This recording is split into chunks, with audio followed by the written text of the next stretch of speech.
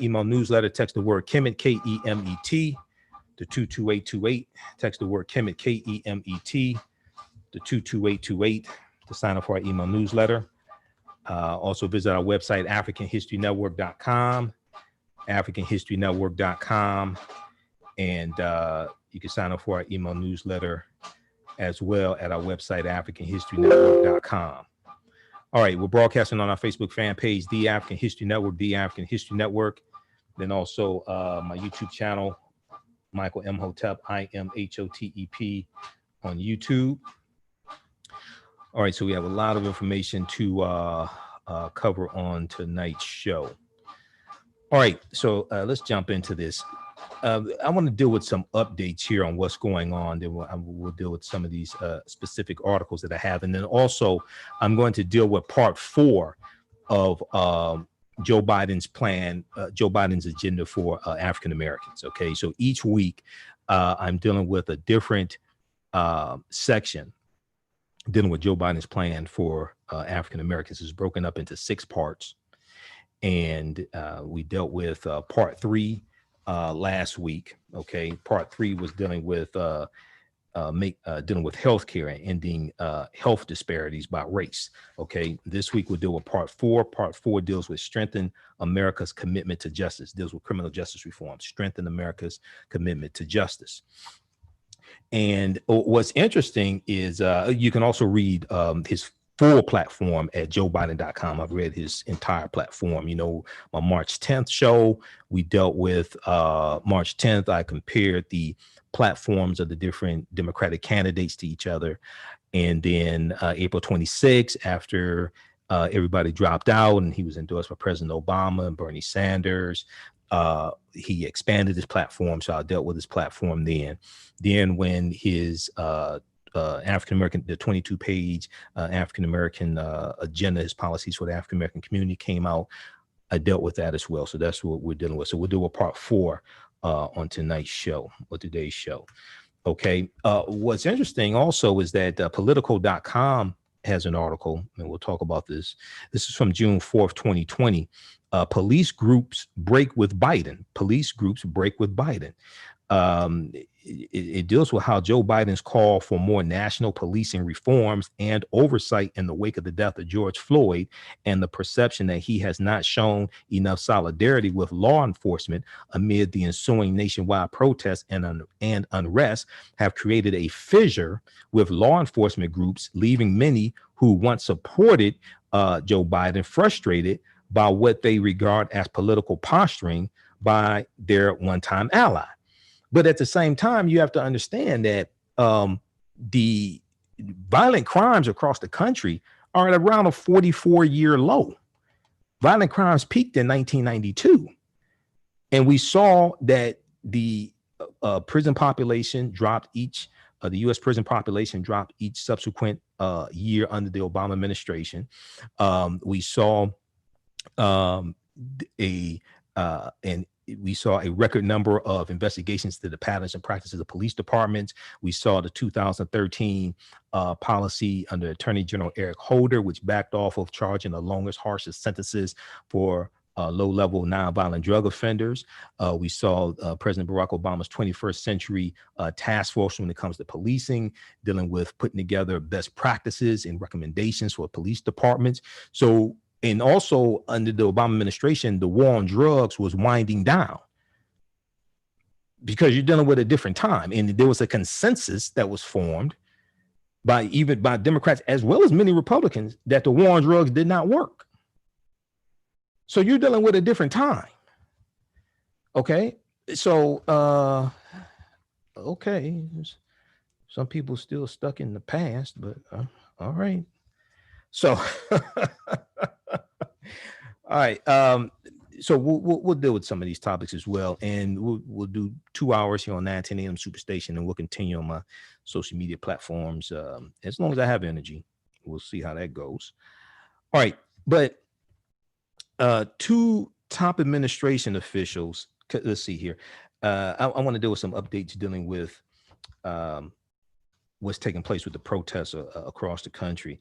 9 Minneapolis city council members on Sunday, June 7th, announced plans to disband the city's police department. They did not offer a timeline or specific actions they plan to take, but said they are taking intermediate steps toward ending, quote unquote, intermediate steps toward ending the force, the Minneapolis Police Department. The group represents a majority on the 12-person council. So this is a veto-proof majority. All right. Now, once again, this is not going to take place overnight, and they're trying to figure out exactly how to implement this. Right. Meanwhile, protesters across the country say their work is far from over, as 2 weeks after George Floyd's killing, they continue to denounce entrenched bias in law enforcement and call for sweeping changes. 2 top Trump administration officials cut a stark contrast on Sunday, June 7th, saying they do not believe there is systemic racism in the country's police. Attorney General William Barr suggested he's reluctant to investigate potential deeper policing problems in Minneapolis, where the national firestorm began. So you have to understand, and I posted articles dealing with this, right? There has been a stark contrast towards the way the Obama administration dealt with policing than the Trump administration. I explained this to people in 2016. And a lot of our people still don't understand this. There were more investigations into the patterns and practices of police departments under the Obama administration than any previous administration. There were about 24, 25 investigations. This led to about 14 to 15 consent decrees, including the Baltimore Police Department and the Chicago Police Department. The Trump administration, Trump ran on the platform of law and order. As I stated before the break, law and order means protect white people and lock up black people. Trump, when he was campaigning, as I talked about in our May 31st show, Trump said police don't have enough power. He said police need more power, not less power. News1.com has the article where Mike Pence was on the campaign trail, and Mike Pence was the governor of Indiana. Mike Pence was on the campaign trail in 2016, and he said that he and Donald Trump think there is too much conversation or too much talk about racial bias and implicit bias in policing. Okay. News1.com, read this article from News1.com. Mike Pence denial of institutional bias reveals GOP hurdles. Mike Pence denial of institutional bias reveals GOP hurdles. Okay. This is from this article. What's the date on this article? This is from September 26, 2016, September 26, 2016. So this is 2 months before the election. Okay. And it says the issue of deadly police violence against unarmed African Americans and the tension between law enforcement and African Americans are topics that should be addressed during Monday night's presidential debate between Hillary Clinton and Donald Trump. But Republican vice presidential nominee Mike Pence may have already made it clear where Trump's ticket stands on these issues, as well as the presence of systematic racism in America. Okay. Now, as I explained last week and defined racism from a historical perspective, you don't have to say systematic when you say racism. Racism is a system of advantage and privilege distributed based upon race. See, the problem is that oftentimes when the term racism is used, is never defined from a historical perspective what racism is. So people are confused. You don't have to say systematic racism. That's like saying wet water.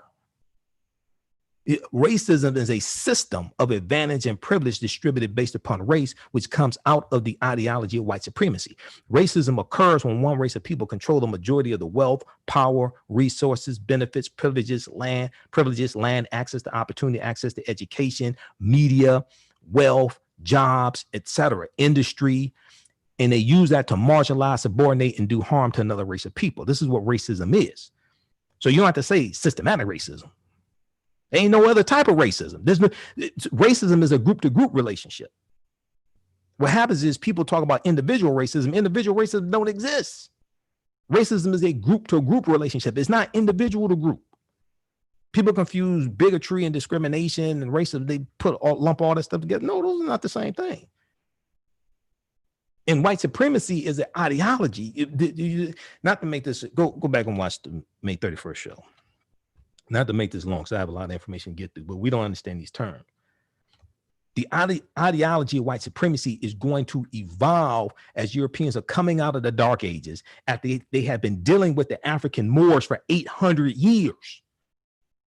From 711 AD up until 1492 in Spain, January 2nd, 1492, Boabdil relinquishes Granada, the last stronghold that the Moors had in Spain. Okay, but there's still going to be Moors there. Some are going to be enslaved. Some are going to be taken by the Spanish into Spanish territories. This is when we look at the transatlantic slave trade. Once again, okay, not to make this long, but the transatlantic slave trade is a continuation of the wars that were going on between the African Moors and Europeans in Europe for hundreds of years. It's a continuation. It's the start of a new chapter. But as one of my teachers, Professor Kabahaya Kamene, correctly states, to understand the existence of something, you must first understand the pre-existence of existence. So you can't start in 1619. You're dealing with wars going on before then. It's a continuation. And codified slave laws did not exist in the 13 British colonies in 1619. That's something that's going to evolve. The first British colony to have codified slave laws was Massachusetts in 1641. They're coming to the different colonies at different times. And as I explained last week, all this is about sex, because the Moors were intermixing with Europeans all throughout Europe: Spain, Portugal, Sicily, Italy, France, Germany, Austria, England, and to various degrees changing the complexion of Europeans. And because most of them are going in from Morocco into Spain and Portugal, and Spain and Portugal at that time, 711 AD, was called the Iberian Peninsula. It wasn't called Spain and Portugal. Okay, they're getting the brunt of it. So the complexion of the Spanish and Portuguese historically was darker than those of the English and the Austria and those in Austria and Germany, because they're further away from where the Moors are going into Europe in general. So you can't look at 1619 as like just being like the total beginning of something. It's a continuation. You can't look at the Portuguese going into Mauritania in 1441 as just something just totally new. It's a continuation. When the transatlantic, the Portuguese are the first ones involved in the transatlantic slave trade, right about 1441. They dominate for the first 200 years. That wasn't the first time they came in contact with African people. They had already been dealing with them for hundreds of years. So when I see projects like the 1619 project, I know they meant well, but this, you have to deal with, you can't just deal with the last 500 years of history. You have to deal with what led up to Columbus setting sail in 1492. Okay, August 3rd, 1492. And the day before, on August 2nd, 1492, Spain kicks out the Sephardim, the Sephardic Jews. January 2nd, 1492, the Reconquista is complete, and Spain takes back control of the territory of the land from the Moors, from the African Moors. This is a continuation. So we have to understand this, okay? And then, okay, to make a long story short, read the book Golden Age of the Moor, edited by Dr. Ivan Van Sertima. Golden Age of the Moor. Read that book. And it has essays from Dr. Jose Pimentel Bay, Runoko Rashidi, Dr. Wayne Chandler, Dr. John G. Jackson, okay, breaking down all this history. And the Moors are taking teachings into Europe from ancient Kemet from the Nile Valley, ancient Egypt, from the Nile Valley region of Africa, taking this into Europe, bringing Europe out of the Dark Ages. Europe was cast into the Dark Ages when the Vandals and Visigoths crushed the western portion of the Roman Empire in 476 AD. And then you have the bubonic plague that's going to hit from 1347 to 1400, and Europe loses one quarter to 1/3 of their population, between 25 million to 75 million people. You have to understand this chronology of like at least the last 1,000 years of history. Okay, and then read this book by read this one here by my friend Runoko Rashidi, who's a world traveler. Brilliant brother. Been to, I think last time I checked, about 125 countries and islands all around the world. Black Star, the African presence in early Europe, which documents that history of the African Moors all throughout Europe.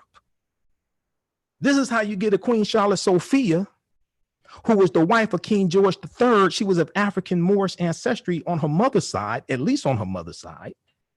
And King George III is the king that the 13 colonies are rebelling against during the American Revolutionary War. And Charlottesville, Virginia is named after an African woman, Queen Charlotte Sophia. So Charlottesville, where in August of 2017, you had the racist attack by the white supremacists there in Charlottesville. Charlottesville is named after an African woman. Wouldn't the white supremacists have a fit if they found that out? So, all right, that's tonight's history lesson, today's history lesson, okay? I got a ton of information, but you have to, all this comes out of historical context and a lack of understanding history. So when we talk about white supremacy and race, understanding white supremacy and racism, what it is and how it works, and as Dr. Francis Cress Wilson and Lily Fuller correctly taught us, if you do not understand European white supremacy and racism, what it is and how it works, everything else that you think that you understand will totally confuse you. You have to have a historical foundation to really understand all of this. And most Americans don't, regardless of race. Most Americans, most African Americans, most white people don't understand history, don't understand racism. That's why you still have a lot of Confederate monuments still up. Those were traitors. Those were people who took up arms and committed treason against the U.S., against the Union, and treason is defined by Article 3, Section 3 of the U.S. Constitution. Nations don't have monuments and statues honoring traitors to the country.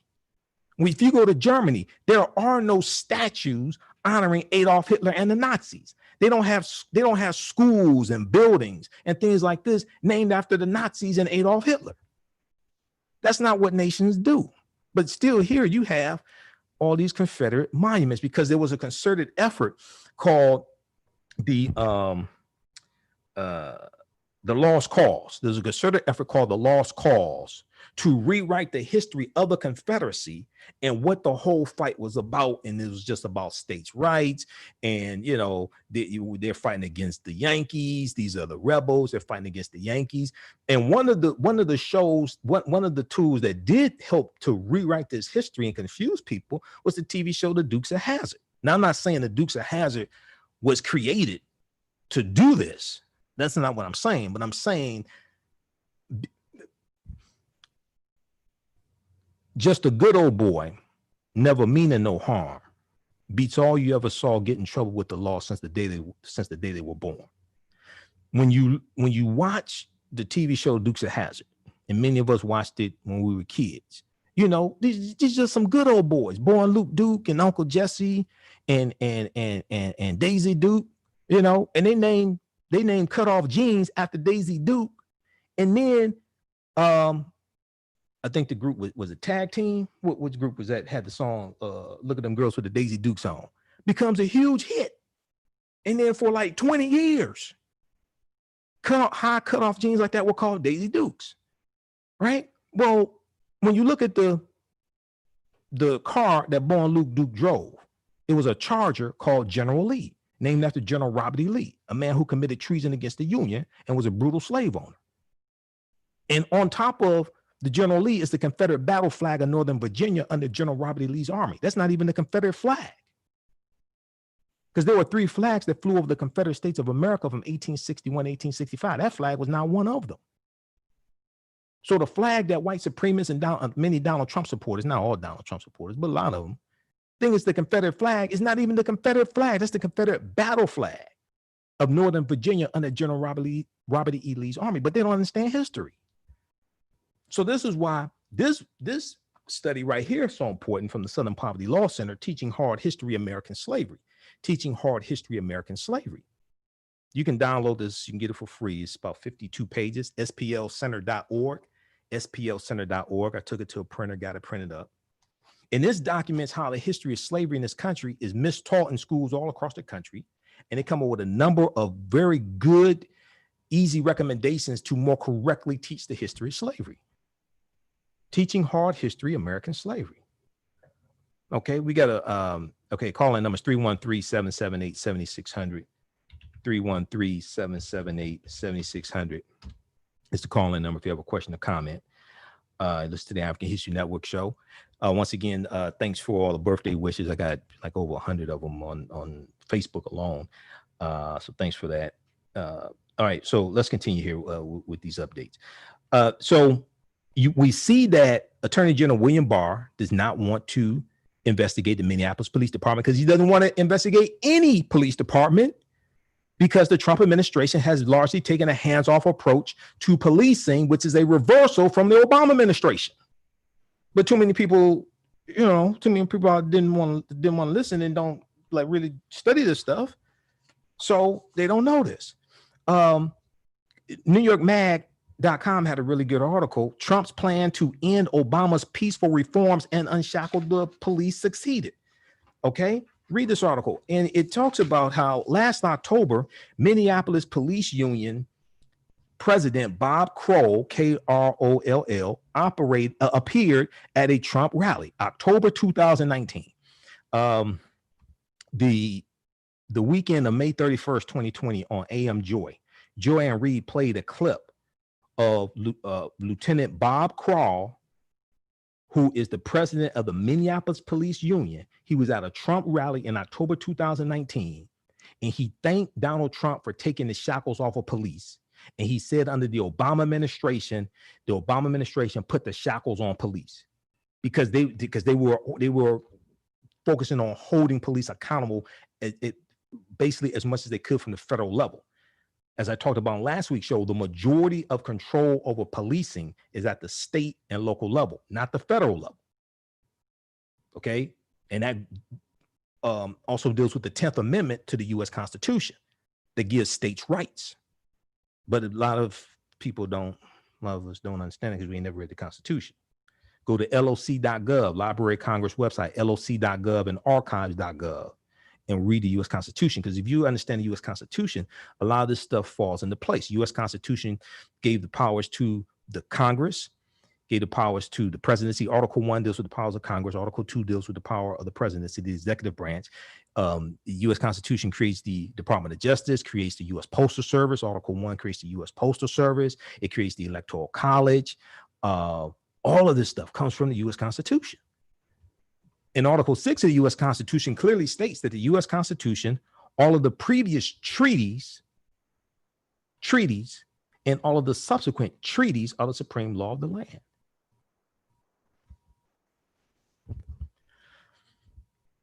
So, clad in his red Cops for Trump t-shirt, Lieutenant Bob Kroll, who is the Minneapolis Police Union president, and according to this article from New York Mag, who has been alleged, quote unquote, alleged to be affiliated with white supremacists, he gloated that Donald Trump had unshackled his police officers from the restraints imposed by the Obama administration. He said, quote, the Obama administration and the handcuffing and oppression of police was despicable, end quote. Now, this is the head of the Minneapolis Police Union saying this because the Obama administration was focused on holding police accountable. This is one of the things that the investigations into the patterns and practices of police departments was doing. Also, the Obama administration, they took away so because of the Black Lives Matter movement, there was a lot of talk of the police having military weapons. Well, the Obama administration put in place the policy not to give police departments military weapons from the federal government. Guess what Trump did? He reversed it. He reversed it because he wants the police departments to have military weapons. So, and we're coming up on a break here in I think about 6 minutes. Quote, Lieutenant Bob Crawl, who is the president of the Minneapolis Police Union, he said, quote, the Obama administration and the handcuffing and oppression of police was despicable. The first thing President Trump did when he took office was turn that around and got rid of the Holder, Attorney General Eric Holder, Loretta Lynch regime, and decided to start letting the cops do their job, put the handcuffs on the criminals instead of us. End quote.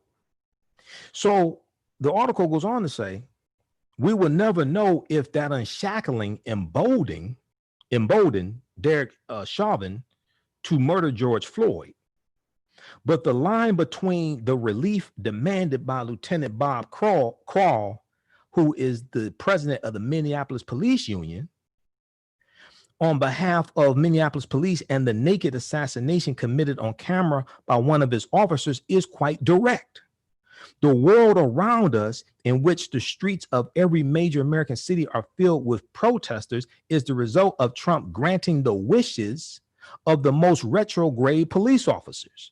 They are getting what they asked for. Now, you go back to 2016, Donald Trump was at a town hall meeting that Fox News organized.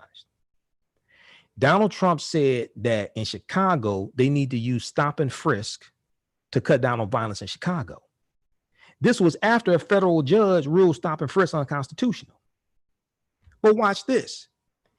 In states like Virginia, or especially West Virginia, Ohio, because of the opioid addiction, in certain areas, they've seen an increase in crime, right? Now, still nationwide, violent crimes are still at about a 44, 45, near 44, 45 year lows. Nothing like it was in 92 when violent crimes peaked in 92. And if you go to bjs.gov, Bureau of Justice Statistics, because I've gone and done research there, Bureau of Justice, you can see they have information there with violent crimes and how it peaked in 92, increase in the U.S. prison populations, things like this, because what people don't understand is that the U.S. prison population quadruples from 1970 to 1993. It goes from about 300,000 in 1970 to 1.3 million in 1993. This is before the crime bill was signed September 13, 1994. This is why, once again, you got to deal with a continuum of history. People want to start things in 94. I don't know why. Is that when you were born? I mean, because if you actually understand history, you understand the war on drugs was declared by Richard Nixon June 17, 1971 in front of Congress when he's asking for an increase in funding to fight the war on drugs. And if you look at the April 2016 front page story from Harper's Bazaar Weekly, and see, I've done an entire lecture dealing with the history of the war on drugs, going back to Richard Nixon. I deal with how Richard Nixon's war on drugs was a war on the African-American community. And we go through the decades. Dan Baum wrote this story for Harper's Bazaar Weekly. All the news outlets picked this story up. He interviewed in 1990, I think it was 1994, he interviewed John Ehrlichman. John Ehrlichman was Richard Nixon's domestic policy advisor. When he interviewed John Ehrlichman, now John Ehrlichman went to prison because of the Watergate scandal. He did about 18 months in a federal prison. When he interviewed John Ehrlichman said, you want to know what the war on drugs was about? He said, we figured we knew it was targeting the anti-war movement against Vietnam, the hippies, and the African-American community. He said, we knew we could not make it illegal to be against the war, and we knew we can make it illegal to be black. But if we could associate marijuana with the hippie movement And if we could associate heroin with the African-American community, then we can do surveillance, we can increase surveillance on them, we could break up their organizations, we can infiltrate their organizations, things like this. This is what Dan Baum, B-A-U-M, who's a journalist, this is what he said that John Ehrlichman, who was Richard Nixon's domestic policy advisor, this is what he said John Ehrlichman told him about the war on drugs. So you got to understand this history, because I listen to what people say and most people don't. I'm just going to be honest with you. You know, I ain't going to call no names like Charlemagne the God, but, you know, some of them don't really understand this history. So let's continue. Let me see. How much time we have before the break, JT? 3 minutes. All right. Thank you. Okay. So the last few years of the Obama administration were one of the most productive periods of criminal justice reform in American history. The Obama administration changed sentencing guidelines to reduce the disparity in the treatment of drug crimes that had disproportionately harmed African-American defendants. Nobody really wants to talk about that, right? Just skip over that. You know, Obama ain't doing nothing. Black people. Okay, whatever. Yeah. Okay. Yeah. I don't know who the hell you've been listening to. As part of an effort to inculcate a, quote, guardian, not a warrior, end quote, mindset, it restricted the transfer of surplus military equipment to police departments. This is something that directly the Black Lives Matter movement was asking for. They're saying police departments don't need to have these military equipment. Well, the Obama administration stopped that. It restricted the transfer of surplus military equipment to police departments. Donald Trump said, no, we want them to have all this stuff. So Trump reversed that. Most importantly, it formed consent decrees with more than a dozen police departments, there's about 14, to force them to change their practices. Now, when Attorney General Jeff Sessions, Donald Trump's first Attorney General, became Attorney General, one of the first things Jeff Sessions tried to do was back the Department of Justice out of the consent decrees with the Baltimore Police Department and the Chicago Police Department.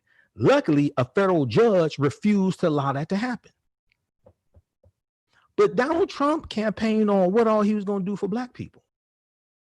Why would he want the Department of Justice to back out of consent decrees to reform the Baltimore Police Department and the Chicago Police Department and hold them accountable? I can't figure that out. So these reforms did not root out brutality and racism, which is true. They were mild both in form and intent, undertaken with the goal of conciliating police and their communities, believing that enhancing trust would ultimately create safer conditions for police as well as those who fear them. It was the epitome of evolutionary cultural change. And at the same time, it's important to understand when we deal with consent decrees, the Department of Justice is operating based upon power given to them by Congress. So they have to operate within the scope of the powers that Congress gave them. And with consent decrees, there is a process in implementing them. And the Department of Justice does have the ability to disband a police department, but it's a legal process they have to go through to do that, okay, as well. So this was the context of Trump's nightmarish claims in 2016 that cities were being overtaken by bloodshed and carnage. Whatever wisps of WISPS of data he could cite to support his wild rhetoric, Trump was drawing a picture borrowed from the imaginations of resentful police who experienced Obama's carefully drawn nudges as intolerable oppression. Because not all police, there are about approximately 800,000 police officers, about 18,500 police departments. But you have some of them who don't want to be held accountable, don't want cultural change and things like this. Okay. Okay, so we're coming up here on a break. We'll continue this on the other side of the break. Listen to the African History Network show right here on 910 a.m. Superstation Future Radio. I'm Michael Imhotep. We'll be back in a few minutes. Okay, everybody stand by. All right. We're on commercial break. All right, I'm going to post the name of this article here. Let me see. This one is Trump's plan to end Obama's peaceful reforms and unshackle the police succeeded. We'll post this link. This is from NewYorkMag.com. There's another good one from BusinessInsider.com also. I posted that one. The battle between the Minneapolis chief of police, who once sued the Department for Racial Discrimination. That's dealing with the current chief of police. They also talk about the police unions in there and how the police unions are resistant to change. Okay. Then there was a big one from let me go back and find this other one. Okay. Just a second here.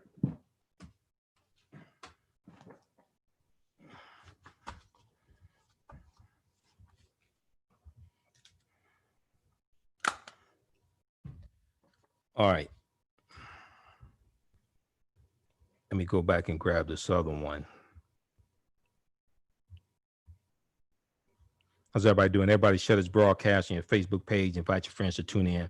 I posted the article from June 6, 2020 from the New York Times, how police unions became such powerful opponents to reform efforts. How police unions became such powerful opponents to reform efforts. Okay.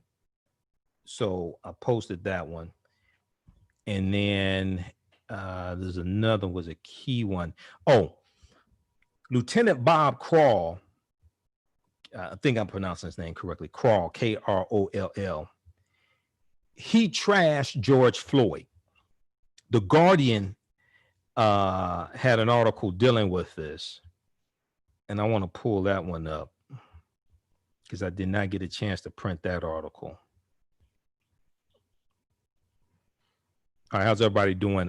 We're broadcasting on my Facebook fan page, The African History Network, The African History Network, as well as my YouTube channel, Michael Imhotep, Imhotep, and on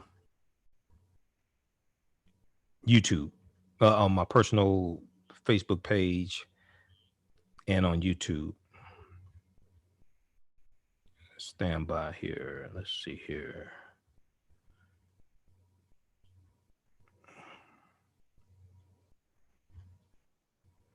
We're back from break in, I guess, 1 or 2 minutes.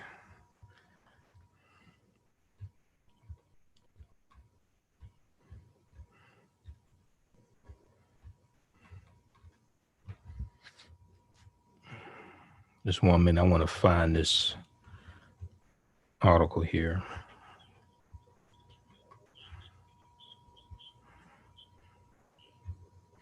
Welcome back to the African History Network show right here on 910 AM, the Superstation, the Future Radio. Hey, I'm your host, Brother Michael Imhotep. It is Sunday, June 7th, 2020. And I share this birthday with Prince. Prince's birthday is June 7th. Also, Dr. Ray Hagen's birthday is June 7th. And Sabir Bey, his birthday is June. My friend Sabir Bey's birthday is June 7th. And Dr. Ray Hagen is one of my teachers of the African Village. All right. I wanted to get, let me, everybody check out this article from fox2detroit.com. Woman incited a riot on her own Facebook Live video, Michigan police say. Police said Allie Lyons, white woman, was streaming live and was telling her friends to throw bricks and other objects at the windows of multiple businesses in downtown Grand Rapids, Michigan. This is during a protest dealing with the killing of George Floyd.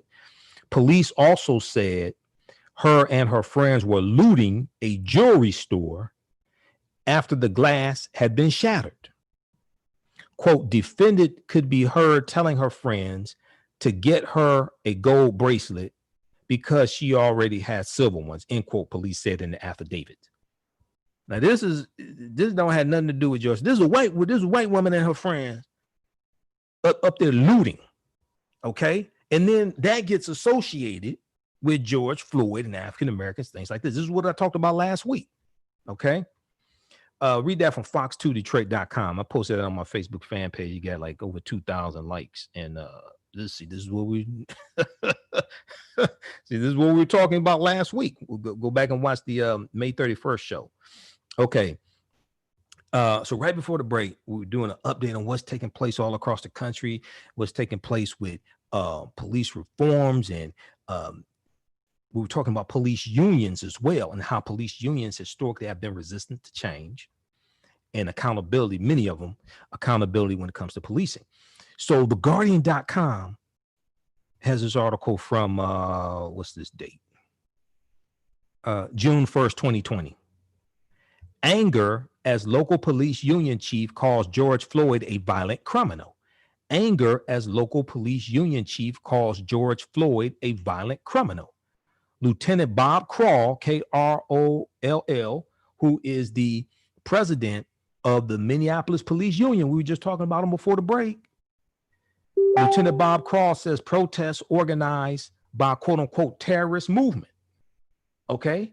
Now, I'm not saying all police union chiefs are like this, but we've seen a number of them, police union presidents. We've seen a number of them like this. Okay. The president of the Minneapolis Police Union has written to its members calling George Floyd a violent criminal. Now, this is the same Lieutenant Bob Kroll who October 2019 was at the Trump rally wearing a t-shirt that said "Cops for Trump." This is the same Lieutenant Bob Kroll, as I said before the break, who at that Trump rally said, quote, "The Obama administration and the handcuffing and oppression of police was despicable.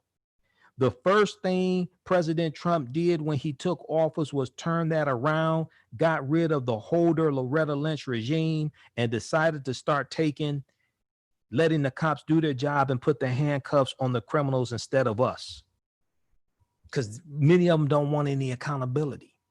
And that's what was happening under the Obama administration. This was why a lot of those police voted for Trump, who ran on the platform partly of law and order, which is a dog whistle back to Richard Nixon, 1968. But if you don't understand history, right? You just sit back and say, we don't need to vote. We just need to do economic empowerment and invest in the stock market. So that's important. And your ass needs to vote too, because politics is the legal distribution of scarce wealth, power, and resources, and the writing of laws, statutes, ordinances, amendments, and treaties, their adoption, interpretation, and enforcement. And it's not always what somebody can do for you, is also understanding how to block what people are trying to do to you. So if we understood Richard Nixon in '68, we would have seen Trump coming and we would have stopped him, because we had the votes to stop him. But a lot of people didn't really understand this. So the president of the Minneapolis Police Union has written to his members calling George Floyd a, quote, violent criminal, end quote, describing those protesting over his death as terrorists and criticizing the city's political leadership for not authorizing greater use of force to stop the rioting. That's Lieutenant Bob Kroll who wrote this, who was wearing the Cops for Trump shirt. So when you can see you can see just a direct line, a common thread through all of this. So the letter drew a swift rebuke from a former Minneapolis police chief who called it a disgrace. Lieutenant Bob Kroll, Kroll, president of the Police Officers Federation of Minneapolis, defended the 4 officers involved in George Floyd's death, including Derek Chauvin, who had his knee on George Floyd's neck for more than 8 minutes in the lead up to his death on May 25th, 2020. He defended that. And he's a Trump supporter. Okay. Yeah, elections have consequences. Derek Chauvin is facing murder and manslaughter charges, and we know was upgraded to 2nd-degree murder. And all 4 were fired, and we know the other 3 have been charged also. Okay.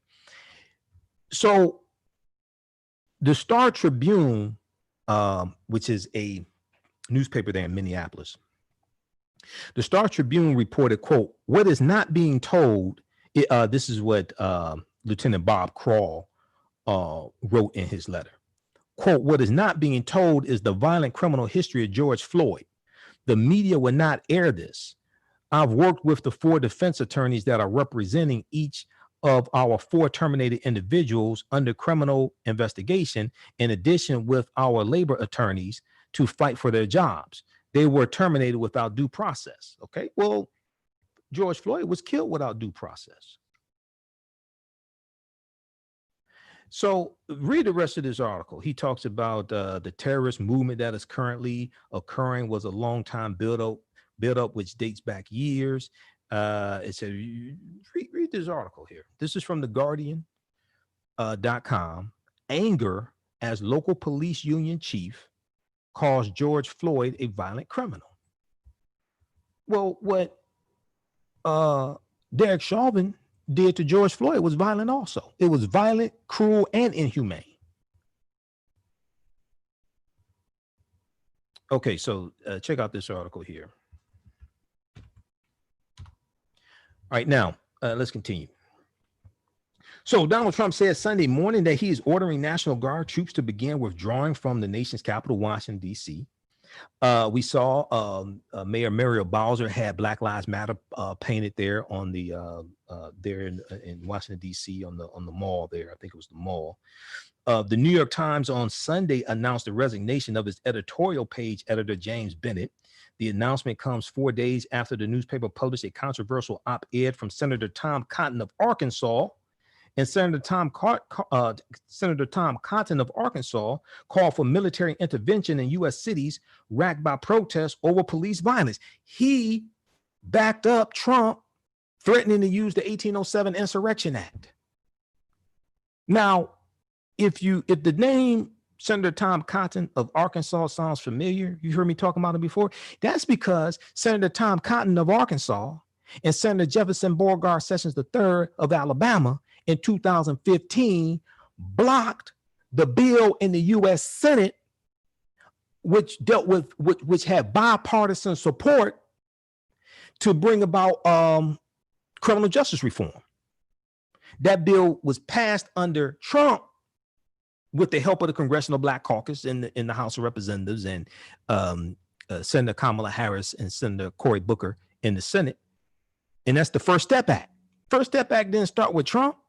They were trying to get that passed under Obama, but it was 2 Republicans in the Senate that blocked it from being passed. Senator Tom Cotton of Arkansas, who wrote this op-ed for the New York Times, okay, who agreed with Donald Trump and trying to use the 1807 Insurrection Act and agreed with Donald Trump using police to disperse the protesters, the peaceful protesters there in D.C. Then we see New York, Chicago, Philadelphia, and other cities announced Sunday that they would lift their curfews. So we see curfews being lifted. We saw here in Detroit for some of the past few nights, the 8 o'clock curfew has not been imposed from Chief James Craig because the protesters have been peaceful. Okay. Former Vice President Joe Biden is planning to meet privately with George Floyd's family Monday in Houston, Texas, where George Floyd's funeral will be held on Tuesday. George Floyd's brother is scheduled to testify before Congress on Wednesday, the first congressional hearing on law enforcement reform since his brother's killing in police custody on Memorial Day, May 25th. Protesters in the English city of Bristol toppled a statue of the 17th century merchant, politician, and slave trader Edward Colston on Sunday.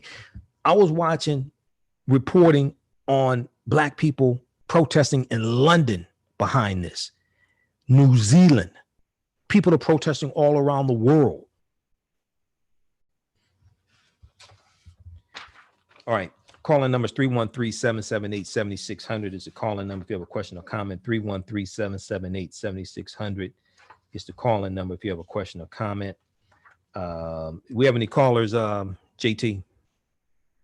Yeah, so we can go to line 1 with Kwame. Okay, Kwame on line 1. Kwame, welcome to the African History Network show. Tell us where you're calling from. Hey, how you doing, brother? All right. Which city you calling from, Kwame? Well, there's the teacher who came to Detroit when Kobe Young was married. He said he had never met any nice cops. Mm-hmm. That's because Black folks police are not an occupying force in the community. They're out there trying to do an honest job. And that's all the people want. And Trump and all these other people want to put occupying forces in our community. Mm-hmm. We're not interested in war. We're interested in protection. Right, right. Now, here in the city of Detroit, we don't have, even though there is some police brutality, things like this, it's not like in a lot of other cities across the country. So here in the city of Detroit is kind of unique. When you talk about Bishop Desmond Tutu, The example of what it should be, Detroit is closer to the example of what it should be. mm-hmm, yeah, and what it should be, I said well, it's closer to the example. But trying to, we need police that are going to actually protect people and property in the city. We don't want an occupying force. That's right. Something those people are talking about. Right, and see what happens is. Occupying military force. Right. And see what happens is with Trump, the way he sees African Americans he sees African Americans in general as a group that needs to be policed, not protected. So he doesn't talk about sending resources to African American communities for prevention, for education, job programs, things like this. He talks about sending in the feds. He talks about sending in police. Okay.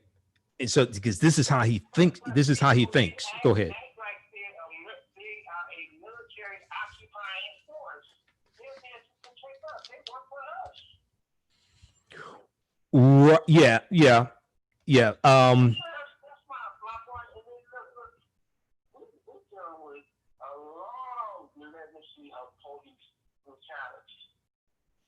Well, yeah, you're dealing with just let me just say this and I'll let you continue.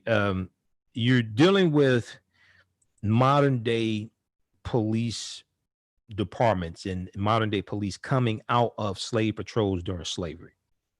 Okay, this is what this is going to evolve out of. Okay, so go ahead and finish your thought. We just want protection. That's what we need. We need protection. We need police that's going to do an honest job. Mm-hmm. We don't have to. I mean, the problem is obvious. I mean, the whole country is based. Its existence is based upon white supremacy. That's clear. Right. I mean, Trump can't argue about that. Nobody can argue about that. Right. Well, you simply want police that want to do an honest job.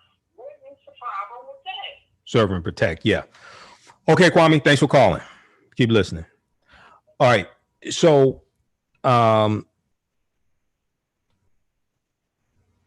let me continue with the updates here. Okay, so Washington, D.C. Mayor Muriel E. Bowser has formally asked Donald Trump to withdraw all extraordinary federal law enforcement and military presence from the city. The letter came after a sixth night of demonstrations ended in arrests and amid criticism that the extra presence is making things worse and creating multiple chains of command. Because see, Donald Trump is a wannabe dictator. Okay, he's a wannabe dictator. So he told the governors, I think it was last week, he told the governors, you have to win the streets back, right? So he's focusing on force. He's focusing on might, not hearing what the protesters are protesting about, things like this, right? He's just focusing on force. He wants to be like Erdogan. He wants to be like Kim Jong-un. He wants to be a dictator. Let's see. So we know the memorial service this past Thursday took place for George Floyd. Reverend Al Sharpton delivered the eulogy. Reverend Al Sharpton said it's time for us to stand up in George's name and say, get your knee off our necks. Also, the American Civil Liberties Union and Black Lives Matter accused the Trump administration, accused Donald Trump and his administration of authorizing an unprovoked and frankly criminal attack, quote, unprovoked and frankly criminal attack, end quote, on demonstrators to enable a presidential photo op in front of the historic St. John's Episcopal Church. I posted the article dealing with that as well, that lawsuit. In his most extensive comments on the widespread civil unrest, Attorney General William Barr defended the aggressive law enforcement response while acknowledging the long-standing concerns with police that were exposed by George Floyd's death. But he is reluctant to do an investigation into the patterns and practices of police departments.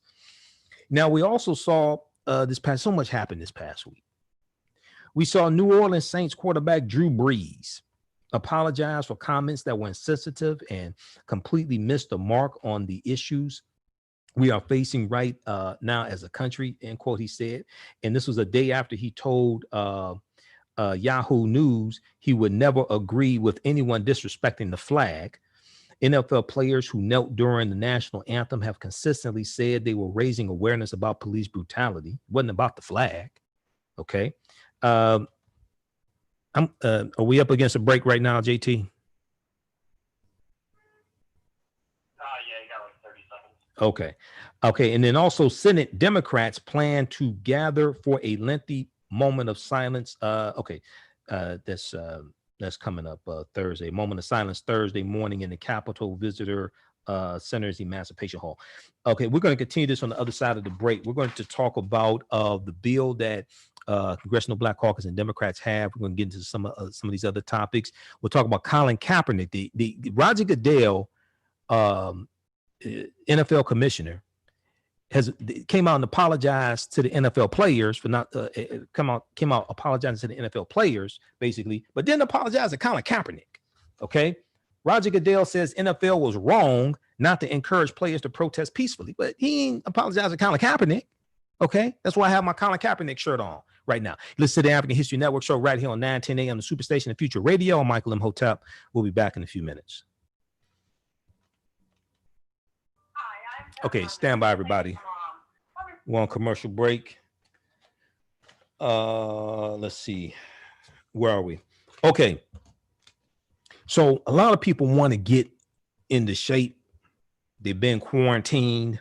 A lot of African-American women want to get into shape, and SheRanHerselfFit.com can help you with this. Now, She Ran Herself Fit's mission is to inspire and motivate women to make healthy lifestyle changes. She Ran Herself Fit is a brand that promotes women living a healthy lifestyle by making small sacrifices in your daily routine and changing your diet.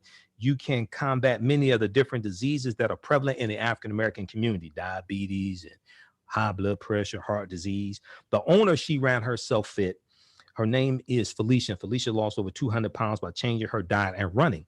Now, running may not be your motivation that drives you, but find out what fits you.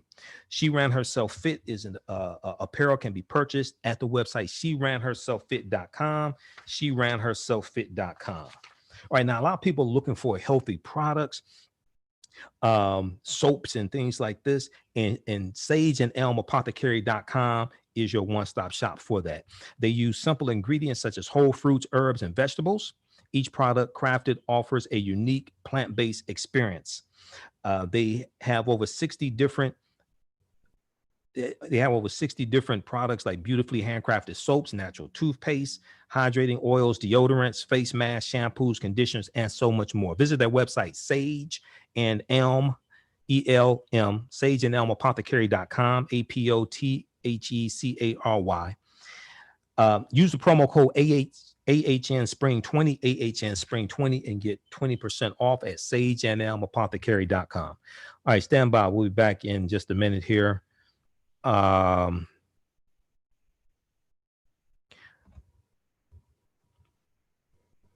Welcome back to the African History Network show right here on 910 a.m. the Superstation and Future Radio. Hey, I'm your host, Brother Michael Imhotep. It is Sunday, June 7th, 2020. We are live. Also, if you want to donate to the African History Network, $, the AHN show through Cash App, $, the AHN show through Cash App, and PayPal.me/the AHN show through PayPal, PayPal.me/the AHN show through PayPal. Okay. All right. Right before the break, we were giving you an update on everything that's going on. And we saw that This past Friday on June 5th, Roger Goodell, NFL commissioner, did a very interesting video, and NFL Commissioner Roger Goodell apologized to players for he apologized to players for not listening to their concerns regarding racism sooner.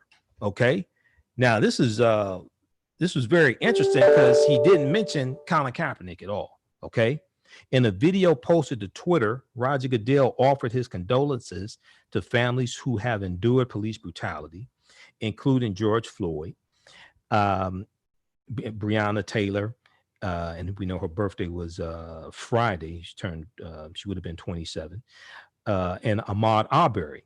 Okay. Roger Goodell said, quote, "We, the National Football League, condemn racism and the systematic oppression of Black people. We, the National Football League, admit we were wrong for not listening to NFL players earlier and encourage all players to speak out and peacefully protest." Okay. Now, that's very interesting because you had NFL players like Jerry Jones of the Dallas Cowboys, a lot of these old white men who were against the players protesting, silently taking the knee, were against all that. The NFL has been a flashpoint for protests. Oh, also some of these NFL players donated to Donald Trump's campaign also, and the Trump supporters. Okay. The NFL has been a flashpoint for protests over police violence ever since Colin Kaepernick began kneeling in 2016 during the national anthem before games. Kaepernick has since gone unsigned and emerged as a leading voice in opposition of police violence. Minnesota Attorney General Keith Ellison tweeted his support for Roger Goodell's statement, but said the league should go further to address the treatment of Colin Kaepernick. Minnesota Attorney General Keith Ellison said, "I'm glad the NFL condemns racism, admits we were wrong, quote unquote, we were wrong. But what about former San Francisco 49ers quarterback Colin Kaepernick?" Now, Roger Goodell's statement on Friday came on the heels of a video released by NFL players on Thursday calling for the end of systemic racism, which is redundant because racism is a system of advantage and privilege distributed based upon race. Now, the video was directed at the NFL. This is what NFL players put together. Okay. Read the rest of this article here from NBCnews.com. Goodell says NFL was wrong to encourage players to protest peacefully. Now, I wonder if they're going to come out and apologize to Colin Kaepernick. I know he got a settlement, but you need to publicly admit that you were wrong. Now, are you going to offer him a job on the team? Now, not only should they offer him a job on the team, but when he retires, they should put together a special package for him to become a team owner. Not only should he have a job on the team because they got some scrubs. They passed Colin Kaepernick up to give jobs to a bunch of scrubs. Okay, but they should put together a special package for him to become a team owner, part of a team or whatever. Okay. So read this article from NBCnews.com. This is from June 5th, 2020. Goodell says NFL was wrong not to encourage players to protest peacefully. All right. So we have that that took place this past week as well. And I'm just skimming through some of these updates here, just make sure I hit everything. All right. So also this past week, we saw President Obama. Let's go to that article here. We saw My Brother's Keeper had a town hall meeting. Obama calls for police reforms, tells protesters to make people in power uncomfortable. Former President Barack Obama offered advice to demonstrators during a virtual town hall meeting on Wednesday, in his first on-camera remarks as growing unrest against police brutality continues across the country. President Obama said, quote, "To bring about real change, we both have to highlight a problem and make people in power uncomfortable." but we also have to translate that into practical solutions and laws that can be implemented. Okay, so if you are interviewed on TV and they ask, what do you want? You say defund the police. You have to explain to people what that is, because everybody doesn't understand that. And you have some people say abolish the police. You have some people say reallocate resources from police. You have different people saying different things. So you have to be able to explain to people exactly what it is that you're talking about. In previous speeches, President Obama offered veiled condemnation of Donald Trump's administration for its response to the coronavirus outbreak. Okay, the 110,000 deaths, over 110,000 deaths, over 1.8 million reported cases in the U.S. But in this address President Obama offered counsel as protests continues across the nation amid the pandemic. Let our news, he said, quote, I want to speak directly to the young men and women of color in this country, he said. I want you to know that you matter. I want you to know that your lives matter, that your dreams matter, end quote. Now, what's interesting is that Senator Mitt Romney of Utah was out with the protesters. They protested, and he said Black Lives Matter. I know Trump is tearing them up on Twitter, because when Trump ran in 2016, Trump spoke out against Black Lives Matter, the Black Lives Matter movement. Okay. President Obama said in his address that this moment is politically advantageous for protesters who are calling for widespread police reforms and large-scale institutional change, unlike similar moments of unrest in the nation's history. For instance, the former president said he rejected comparisons to the 1960s when the nation was at war overseas while the civil rights movement was happening domestically amid police violence and the assassinations of political and community leaders. He said, quote, I know enough about that history to say there is something different here. He said, noting that polls show a majority of Americans support the protests. Quote, there is a change in mindset that's taking place, a greater recognition that we can do better, end quote. Read the rest of this article. We have the clip queued up from President Obama, JT. Which one was that? The clip, that is, let's see here. Which clip is that? That is clip, hold on. I think it's clip. Is this the Obama remarks on George Floyd? Yeah, the Obama remarks on George Floyd. We had that queued up. Yeah, I got that one all set. Okay, let's go to that clip. Last several weeks, last few months, the kinds of epic changes and events in our country that are as profound as anything that I've seen in my lifetime. And I'm now a lot older than plan. I'm going to be 59 soon. And let me begin by acknowledging that although all of us have been feeling pain, uncertainty, disruption, some folks have been feeling it more than others. Most of all, the pain that's been experienced by the families of George, and Brianna, Ahmad, Tony, and Sean, and too many others to mention those that we thought about during that moment of silence. And to those families who've been directly affected by tragedy, please know that Michelle and I and the nation grieve with you, hold you in our prayers. We're committed to the fight of creating a more just nation in memory of your sons and daughters. And we can't forget that even as we're confronting the particular acts of violence that led to those losses,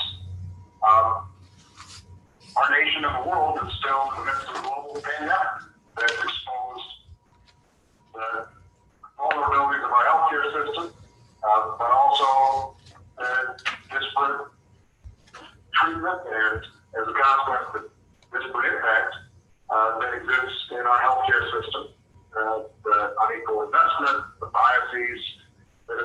to a disproportionate number of infections and loss of life in communities of color. So in a lot of ways, what has happened over the last several weeks is challenges, structural problems here in the United States have been thrown into high relief. They are the outcomes not just of the immediate moments in time, but they're the result of a long history of slavery, Jim Crow, and redlining, and institutionalized racism that too often have been the plague, this original sin of our society.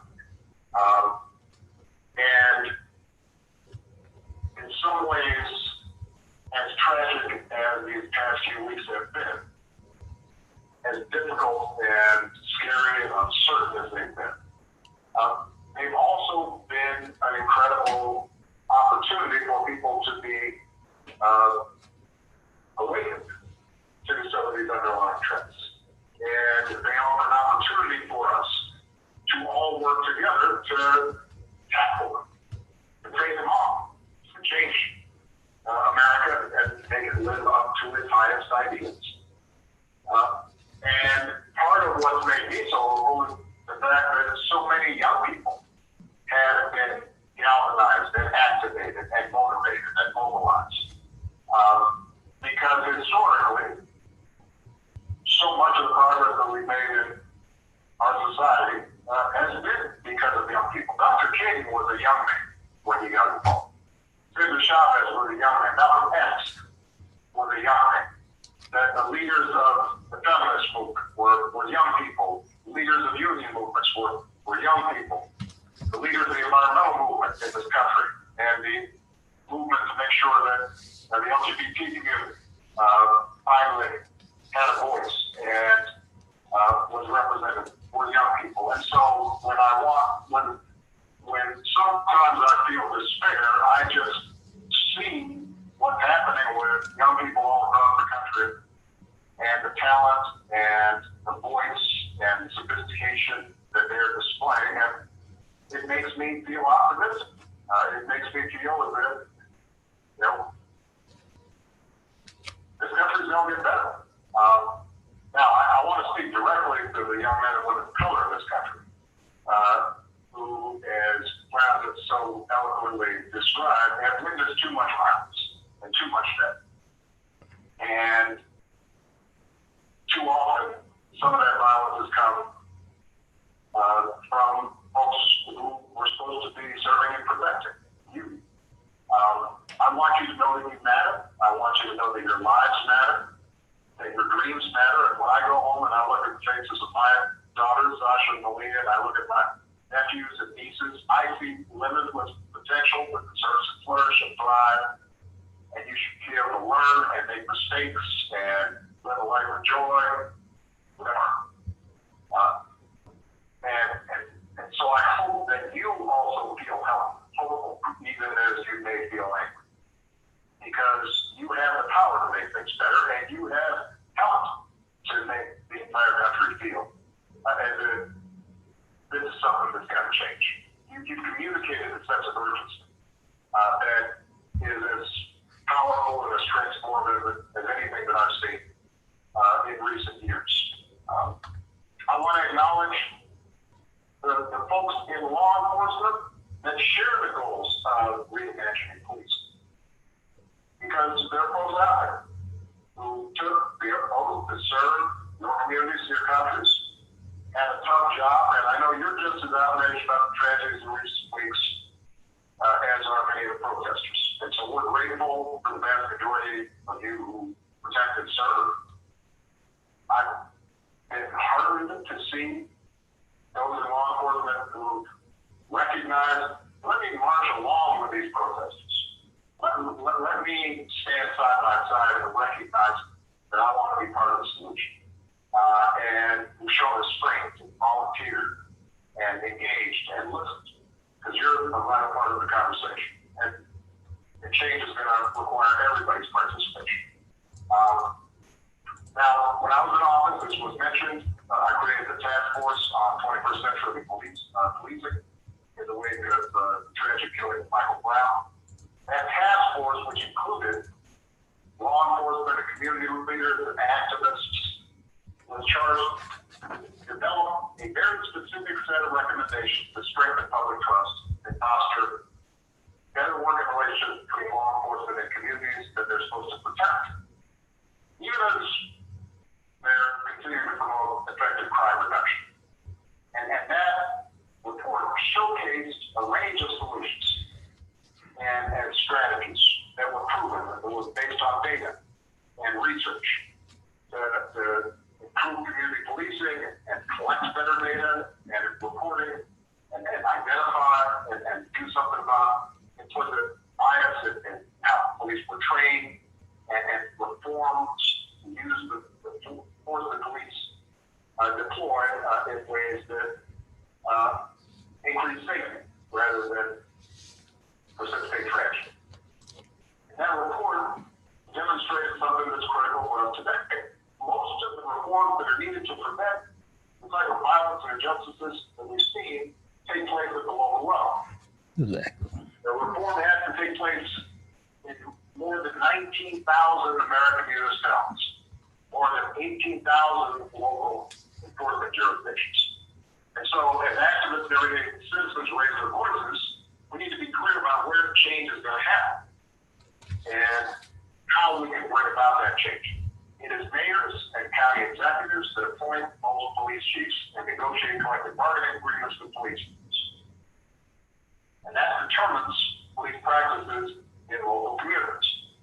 It's district attorneys, state attorneys, that decide typically whether or not to investigate and ultimately charge those involved in police misconduct.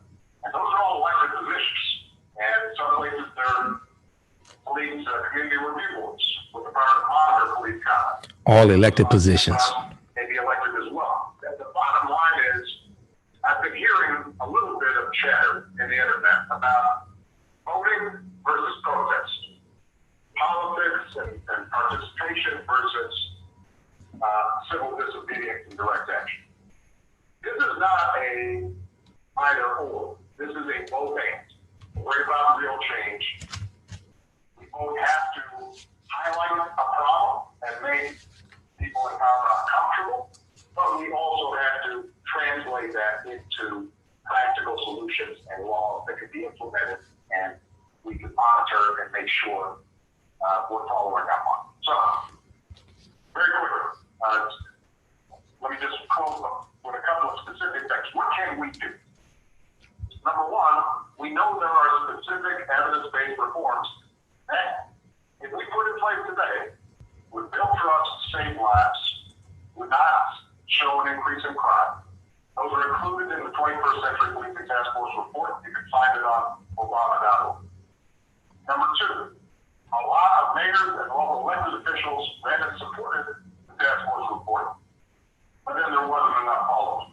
So today I'm urging every mayor in this country to review your use of force policies with members of your community and commit to report on planned reforms.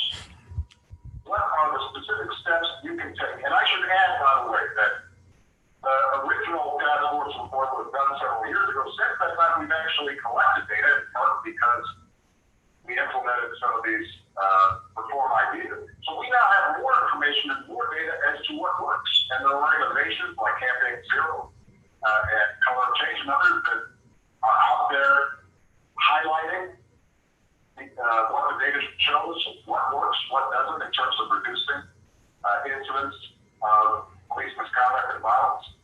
Let's go ahead and start implementing those.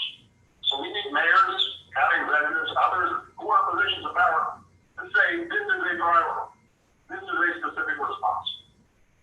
Number three, every city in this country should be a My Brother's Keeper community because we have 250 cities, counties, tribal nations who are working to reduce the barriers and expand opportunity for boys and young men of color, programs and policy reforms, public-private partnerships. So go to our website,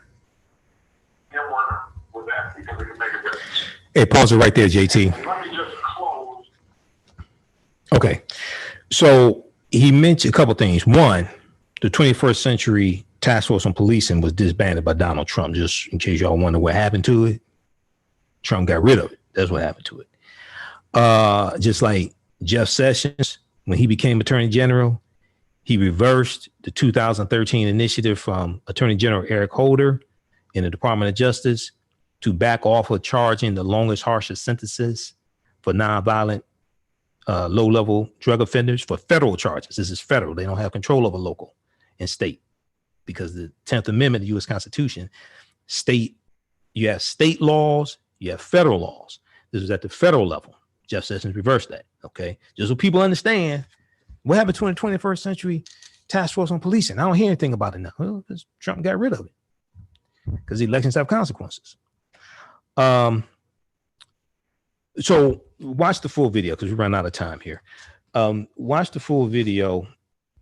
The article from NBCnews.com has the full video in there. Obama calls for police reforms, tells protesters to make people in power uncomfortable. All right, and that's what they're doing. And then he talked about Campaign Zero. So Campaign Zero has, I remember when they were formed, okay? And they have what's called 8 Can't Wait. Is at the website 8cantwait.org. The number 8, CANTWAIT, 8cantwait.org. Research shows more restrictive use of force policies can reduce killings by police and save lives. And they talk about how if all 8 of these are implemented in at the local level in cities, it can reduce violent, it can reduce, I think, police killings about the 72% or something like this. Let's see, what did they say?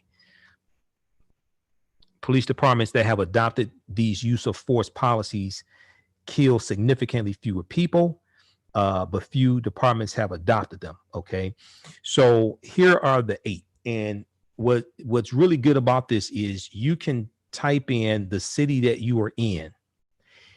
It lets you know which of these 8 your city has adopted. The police department in your city has adopted, and then it has the phone number to your police department as well. Okay, and I looked at Detroit. So let me see if let me pull that up. Yeah, looked at Detroit, and Detroit, if I remember correctly, has adopted maybe 4 out of 8 or 8 out of or 5 out of 8. But the 8 are ban chokeholds and strangleholds. Chokeholds cut off the oxygen, cut off the air. Okay, they attack the throat. Chokeholds. Strangleholds attack the side of the neck and cut off the flow of blood to the brain. Chokeholds and strangleholds are not the same thing. But ban chokeholds and strangleholds, 1, require de-escalation, 2, require warning before shooting, 3, require that police officers exhaust all alternatives before shooting, 4, 5, have a duty to intervene. The Minneapolis Police Department adopted this. They just adopted this duty to intervene. If police officers see other officers are doing something illegal out of hand, like have your knee on the guy's neck for 5, 6, 7, 8 minutes, they have a duty to intervene. 6, ban shooting at moving vehicles. 7, require use of force continuum. 8, require comprehensive reporting. Okay. And these are things that can be done at the local level. Once again, state and local governments have more control over policing than the federal government. Everybody looks at the federal, but no, state and local governments have more control.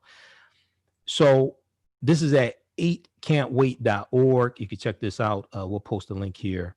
And let me see if I pulled up, okay, trying to pull up the info for Detroit Police Department.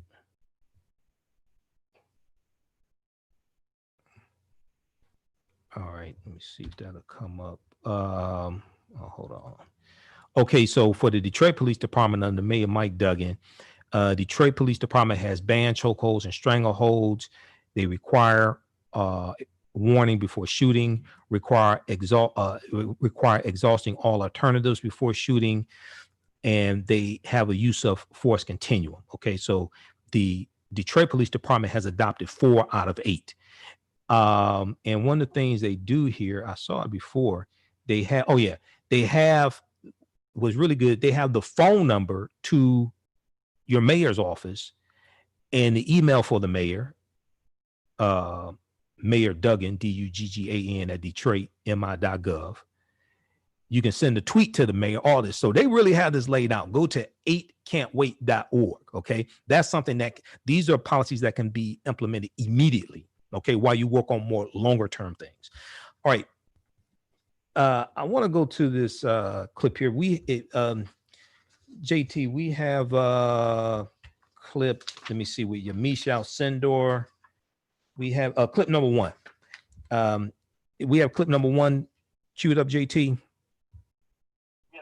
Okay, Yamiche Alcindor. Trump has never talked about systematic racism. This was on The Last Word on MSNBC from June 6, 2020. Yamiche Alcindor, the White House correspondent for PBS NewsHour, spoke with Ali Velshi to discuss Donald Trump's lack of plans to combat systemic racism. She was also joined by Zelina Maxwell, who added that Trump has been implementing quote unquote racist policies since the beginning of his presidency. Let's go to this clip. All the back and forth with Donald Trump, you were actually trying to get to the heart of an important matter. The economy, which the president depends on for his popularity, insofar as that continues to exist, doesn't work the same for African Americans, and we have all the statistics to prove that. So you were asking a question about racial inequality, and he was asking with the economy. You didn't get what you were looking for there. That's right. The president, even though it's been several days when we've seen protesters take to the streets in all 50 states, the president has never ever really talked about systemic racism and his plans, his specific plans for people's concerns. What we saw today was the president take a victory lap on the economy and say that we're getting better, when in fact he was ignoring the fact, as you pointed out, that Black Americans and Asian Americans saw an uptick in their unemployment. And when we talk about systemic racism, it's about the fact that George Floyd was killed by a police officer. It's also about the fact that Black people live in neighborhoods that are policed differently and more affluent neighborhoods where white people live. And then, of course, the schools in those neighborhoods then turn out to be places that are not equal. So what we see here is a confluence, almost a perfect storm of all sorts of racist practices that then turn into the fact that police end up shooting a Black man more, or should say disproportionately, than they would a white man. So what we see in the president is him not showing really compassion, courtesy to the victims of policing, but he's also not doing what protesters are demanding, which is actually giving them solution and talking about what needs to change. He just hasn't done it yet. Donald Trump continues to tell everybody that he's better for African Americans in terms of prosperity. Let's listen to what he said today. For Black, the best unemployment we've ever had. Black poverty levels are the lowest ever recorded in the history of our country. No president has done more for our Black community. One of the things I'm most proud about is what I've been able to do for the African American community. The lowest job numbers in the history of our country. We've never had so many African American jobs ever in the history of our country by far. Nobody's ever done for the Black community what President Trump has done. And that, of course, that last comment was made today, but this is really over the last 4 months or so. Zelina, who believes him? No one. Especially not Black people. Diamond is so, and Candace Owens. The president does this. It's almost very cynical. He is not trying to win over Black voters, and he's not trying to win over our support by demonstrating all the things that he's done for us. One of the things he's doing is because partially his rhetoric is overtly racist. He's trying to demonstrate to his supporters that they can feel okay about themselves, that supporting him doesn't make them racist. But see, Donald Trump said he is helping the Black people. Additionally, I think he does this to suppress the vote and continue to do what he has done in 2016. So I think there's sort of a two-pronged thing. It gives cover to the racist policies that he has been implementing since the beginning of his presidency. Now, I think this pandemic and protest movement that is built out of the police killing of George Floyd is an interesting moment to think of in a through line that goes back to the protest against the Muslim ban, the protest against the child separation policies, and the fact that what we're really experiencing here is a generational shift. And I don't think it's a coincidence that parents and a lot of college students and young people have been quarantined together for months, and they're seeing and able to discuss at least some of these inequities and systemic problems that Yamiche had referenced and ask the president about today. Okay, so that was from The Last Word on MSNBC. Ali Velshi was sitting in for Lawrence O'Donnell. That's from June 6, 2020. That's at msnbc.com. Watch that clip. The name of that clip is Yamiche, let's see, Yamiche Alcindor. Trump has never talked about systemic racism. He doesn't. He didn't want to address inequities. He didn't want to address the fact she hemmed him up at the White House press conference on Friday. He didn't want to address the fact that the unemployment rate for white people dropped, but the unemployment rate for African Americans ticked up by 1/10 of a percentage point. And then if you read the article from NPR.org, Trump says strong economy will bring racial justice. This, once again, this fool was asked what his plan was to address concerns expressed by the protesters who are protesting all across the country right now. Donald Trump said, quote, "That's what my plan is. We're going to have the strongest economy in the world," end quote. Okay. Now, New York Times has a fact check on his claims. How much time how much time we have left, JT? Yeah, about 2.5 minutes. Okay. New York Times has this fact check that came out June 5th, 2020, updated June 7th. Trump's false claim that, quote, nobody has ever done, end quote, more for the Black community than he has. Trump's false claim that nobody has ever done more for the Black community than he has. The records of Presidents Abraham Lincoln and Lyndon B. Johnson, among others, beg to differ. Go read this article from the New York Times. We're going to post this link here because he's just lying. Look, those lies ain't gonna work this time. Okay, those lies are not gonna work this time. All right. So there was a misclassification error also that took place dealing with the job numbers that came out Friday. There was a special note at the end of the jobs report from the Bureau of Labor Statistics that said that if this misclassification error had not occurred, the overall unemployment rate would have been about 3 percentage points higher than reported, meaning that the unemployment rate would be about 16.3% for May. The Bureau of Labor Statistics, the agency that puts out the monthly jobs reports, said is working to fix the problem. I'm not sure why there was a problem. If you know, if you had to put a note there that says there was a problem with the misclassification error, why the error take place. But anyway, okay.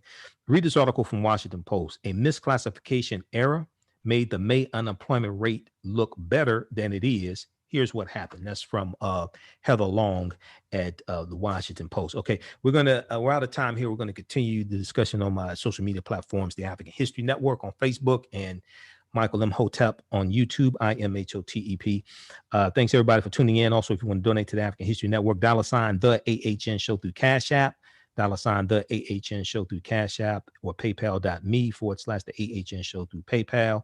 Also at our website, AfricanHistoryNetwork.com. All of my DVD lectures are available at our website, AfricanHistoryNetwork.com as well. Thanks for all the birthday wishes. Remember, at the African History Network, we focus on educating, empowering, and inspiring people of African descent throughout the diaspora and around the world, because right now it's correct wrong behaviors, not over till we win. Wakanda forever. Stay tuned for Pastor Mo. We'll talk to you next time. Peace. All right. So we do 2 hours. We're going to continue here. We do 2 hours on 9:10 a.m. the Superstation WFDF in Detroit from 9 p.m. to 11 p.m.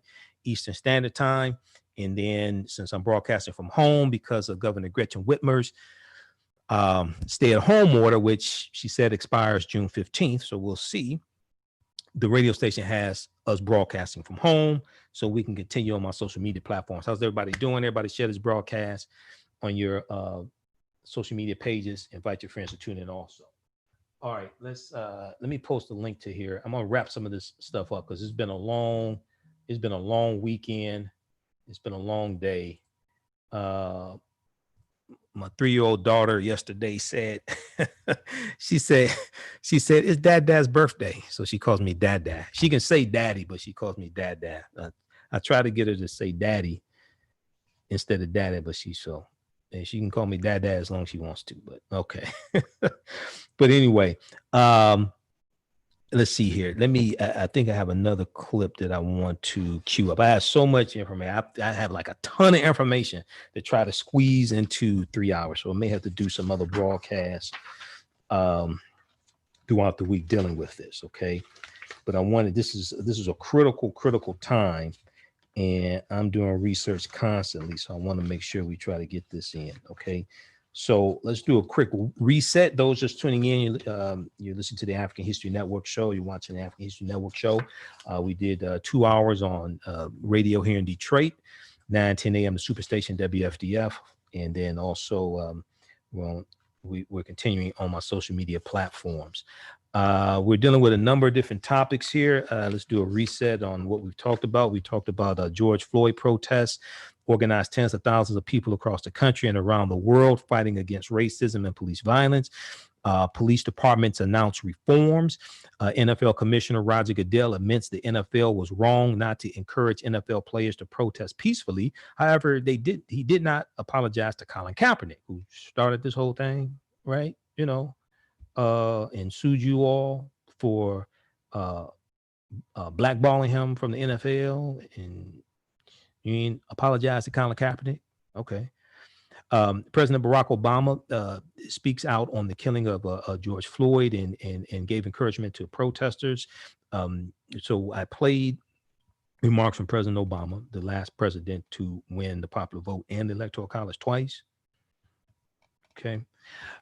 Then also police union chief trashes George Floyd and is a Trump supporter. That's Minneapolis Police Union Chief Lieutenant Bob Kroll, Kroll. Why do police unions have so much power? New York Times has an extensive article dealing with this that came out June 6th. How police unions became such powerful opponents to reform efforts. How police unions became such powerful opponents to reform efforts. Half a decade after a spat of officer-involved deaths inspired widespread protests, many police unions are digging in to defend members. And we saw Bob Kroll, who's the president of the Minneapolis Police Union, and the 9 city council members just announced that they're going to disband the Minneapolis Police Department. Lieutenant Bob Kroll is defending the 4 officers who were involved in killing George Floyd. Over the past 5 years, now this article from New York Times, and we'll post a link here, it's written by Noam Scheiber, Farrah Stockman, and J. David Goodman. This is from January 6, 2020. Over the past 5 years, as demands for reform have mounted in the aftermath of police violence in cities like Ferguson, Missouri, Baltimore, and now Minneapolis, Minnesota, police unions have emerged as one of the most significant roadblocks to change. The greater the political pressure for reform, the more defiant the unions often are in resisting this reform, with few city officials, including liberal leaders, able to overcome their opposition. They aggressively protect the rights of members accused of misconduct, often in arbitration hearings that have, hold on.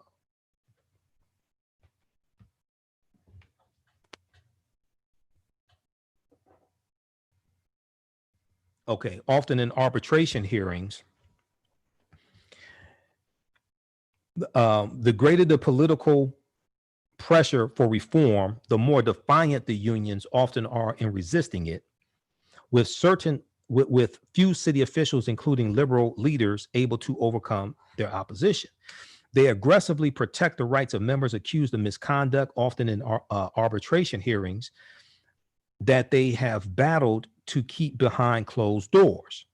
And they have also been remarkably effective at fending off broader change, using their political clout and influence to derail efforts to increase accountability. While rates of union membership have dropped by half nationally since the early 1980s to 10%. Higher membership rates among police unions give them resources they can spend on campaigns and litigation, political campaigns, elected officials, and litigation to block reform. A single New York City police union has spent more than $1 million on state and local races since 2014. In St. Louis, when Kim Gardner, who's African American female, was elected the top prosecutor 4 years ago, she set out to rein in the city's high rate of police violence. But after she proposed a unit within the prosecutor's office that would independently investigate misconduct, she ran into the powerful local union. I've talked about this as well. She is trying to invoke the 1871 Ku Klux Klan Act, okay, to get a federal judge to intervene. Now, the union pressured lawmakers to set aside the proposal, which many supported, but then never brought to a vote. Around the same time, a lawyer for the union waged a legal fight to limit the ability of the prosecutor's office to investigate police misconduct. The following year, a leader of the union said prosecutor Kim Gardner should be removed by force or by choice. That sounds like a threat to me. Politicians tempted to cross police unions have long feared being labeled soft on crime by the unions or more serious consequences. When Steve Fletcher, a Minneapolis city councilman and frequent police department critic, sought to divert money away from hiring officers and toward a newly created office of violence prevention, he said the police stopped responding as quickly to 911 calls placed by his constituents. Quote, "It operates a little bit like a protection racket," end quote, Mr. Fletcher said of the union. It operates a little bit like a protection racket, okay? So a spokesman for the Minneapolis Police Department said he was unable to comment. A few days after prosecutors in Minneapolis charged an officer with murder in the death of George Floyd, the president of the city's police union denounced political leaders, accusing them of selling out his members and firing 4 officers without due process. Well, George Floyd was killed gruesomely, horrifically without due process. Lieutenant Bob Krall, K-O-R-L-L, said, quote, "It is despicable behavior," end quote. He's the union president we've been talking about. He wrote in a letter to union members obtained by a local reporter. He also referred to protesters as a, quote, "terrorist movement," end quote. Now, Lieutenant Bob Krall, who is himself the subject of at least 29 complaints, he seems like such a nice guy. He's himself the subject of at least 29 complaints, has also chided the Obama administration for its, quote, "oppression of police," end quote, and praised Donald Trump as someone who, quote, "put the handcuffs on the criminals instead of us," end quote.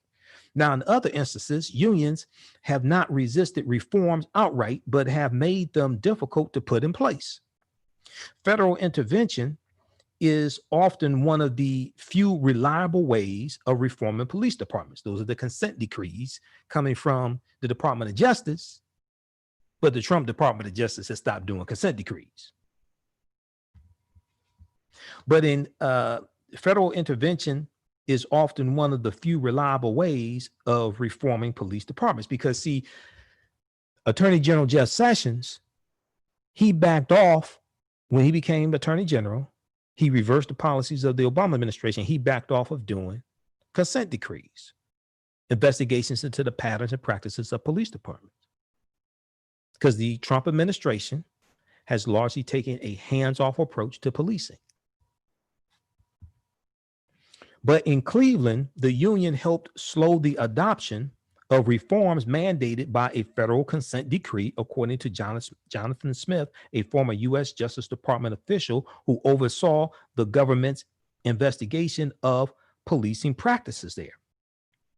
Jonathan Smith said union officials had, now the consent decree under the with Cleveland, I think that was under the Obama administration, if I remember correctly. Sure as hell wasn't Trump. I think that was under the Obama administration after Tamir Rice was killed.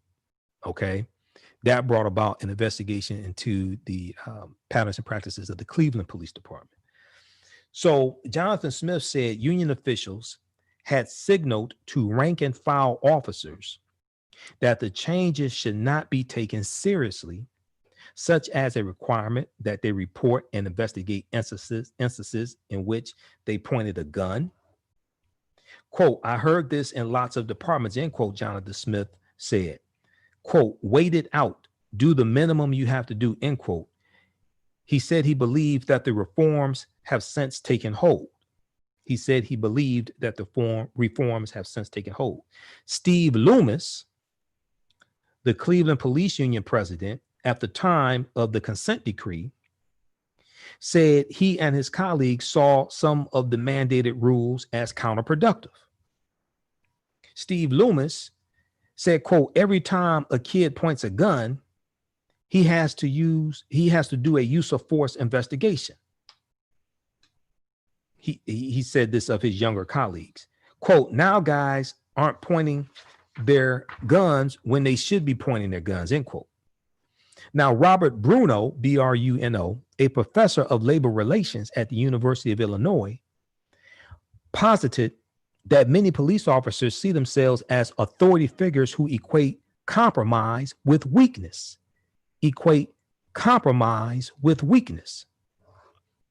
Other experts said it was rational for police unions, which are often regarded with suspicion by others in the labor movement and see themselves as distinct from it, to protect their members so relentlessly.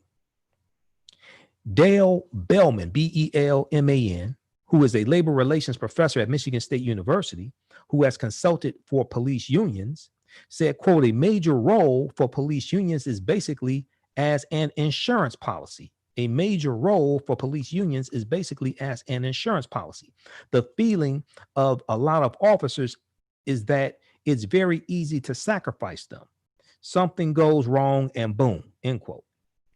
This has only become more true in an era of ubiquitous cell phone cameras and social media, and the feeling of being under siege has only strengthened demands from union members that they be protected. In Baltimore, where the city and the Justice Department, the Obama Justice Department, reached a consent decree in 2017 to overhaul police conduct in the Baltimore Police Department, the union has described a police department in chaos with severe staff shortages and low morale. Those who remain said they feel unsupported by their commanders. Now, keep in mind, when Jeff Sessions became Donald Trump's first attorney general, what did Jeff Sessions try to do with this consent decree? He tried to back out of it with the Chicago Police Department and the Baltimore Police Department. Quote, they're ready to throw police officers under the bus to appease the media and don't support us even when our actions are appropriate, end quote, said one officer surveyed in a report released last year by a group helping the department implement reforms. Okay. So once again, this is from, it's a huge article from the New York Times from June 6, 2020, how police unions became such powerful opponents to reform efforts, how police unions became such powerful opponents to reform efforts. So check this out at NewYorkTimes.com. There's more to it. I'm just on page 4, so you can read the rest of it yourself. It remains to be seen how the unions will respond to reform initiatives by cities and states since George Floyd's death, including a new ban on chokeholds in Minneapolis. I don't think they're going to respond too well to Minneapolis Police Department being disbanded, but we'll see. Maybe they'll surprise us. But in recent days, unions have continued to show solidarity with officers accused of abusive behavior.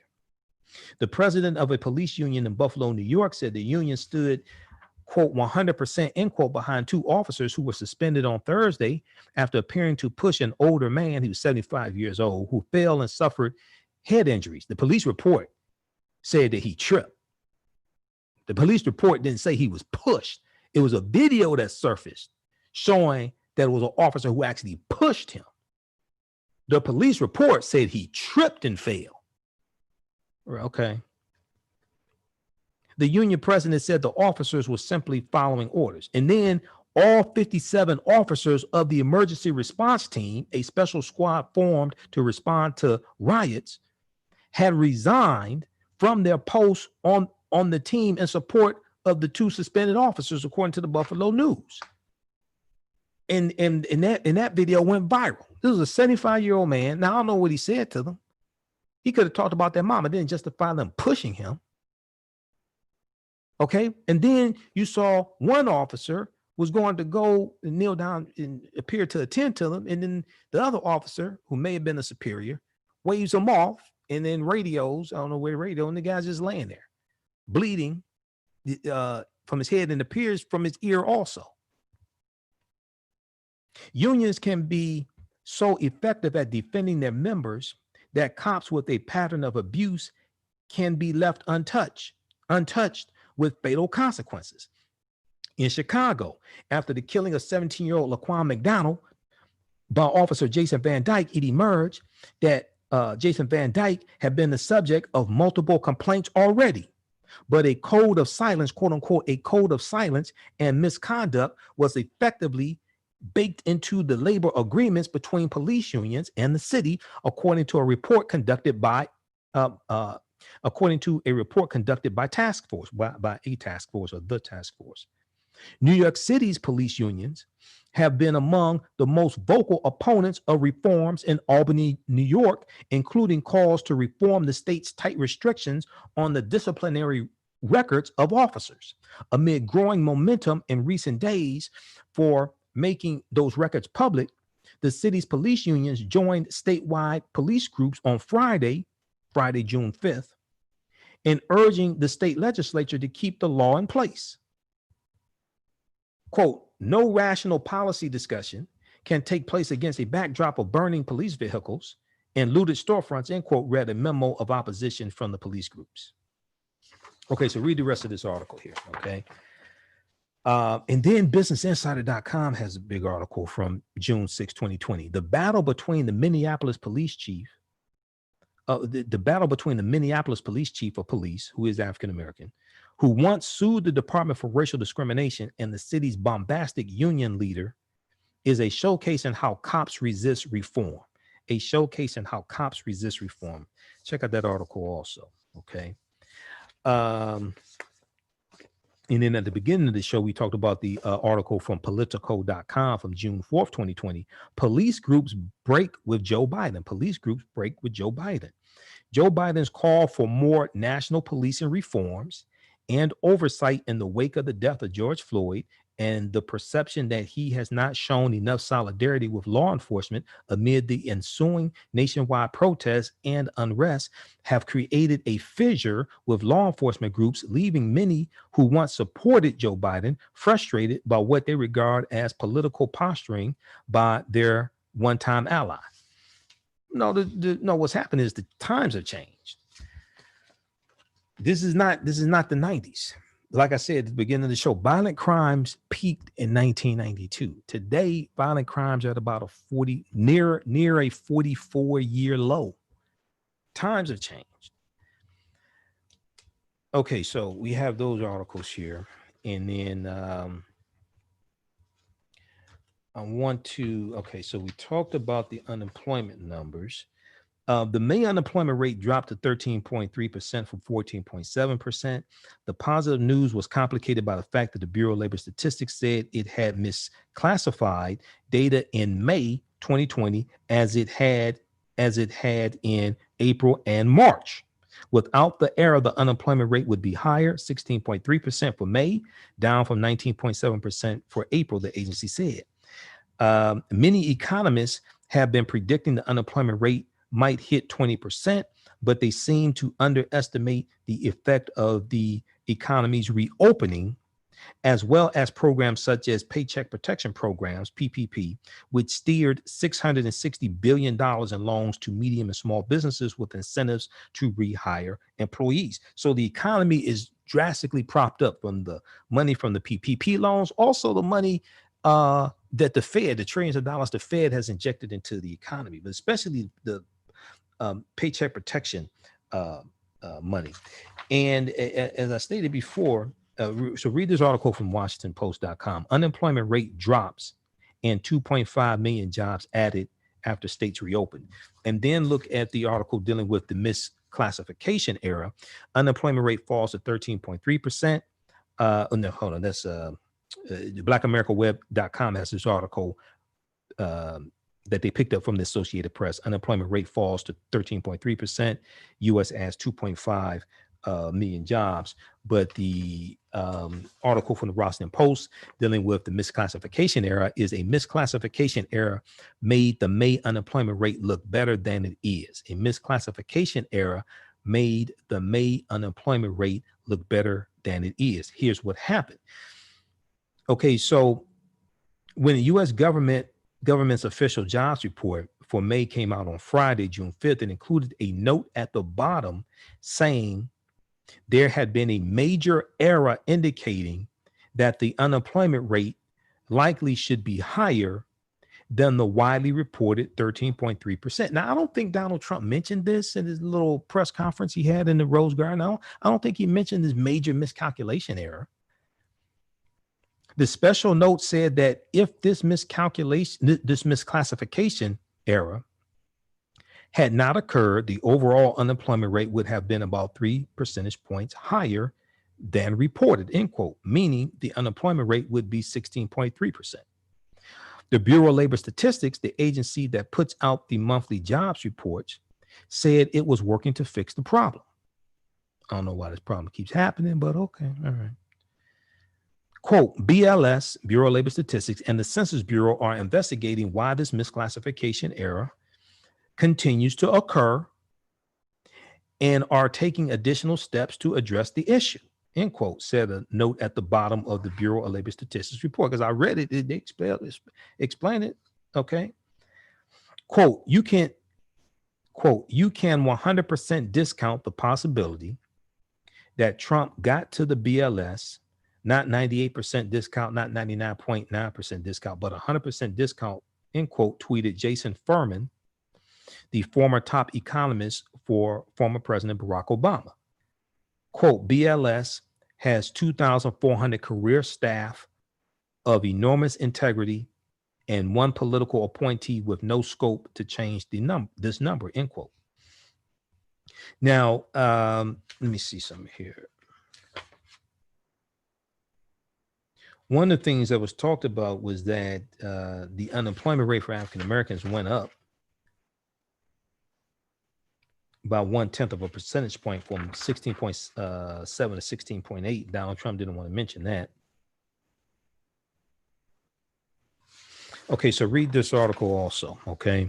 A misclassification error made the May unemployment rate look better than it is. Here's what happened. That's by Heather Long at Washington Post. She reads some good, Heather Long writes some good articles. I read Washington Post, New York Times every day, and other publications also. My girl over at Associated Press, Kat Stafford, has an article that just came out from the Associated Press. I posted this earlier today. Black activists push for criminal justice system overhaul. Black activists push for criminal justice system overhaul. We're Facebook friends. And this deals with how they are, some saying defund the police, some saying abolish police, the different perspectives on this. That's what this article breaks down. Black activists believe the police killing of George Floyd and the nationwide civil unrest that followed could be the catalyst for overhauling the criminal justice system. Okay. Let's see here. So read that article here. I don't have time to get, maybe we'll talk about it next week. We saw that the three officers who were involved in the death of George Floyd, we saw them arrested this past week. Let me see here. Can we? Let's see if we can play this clip here.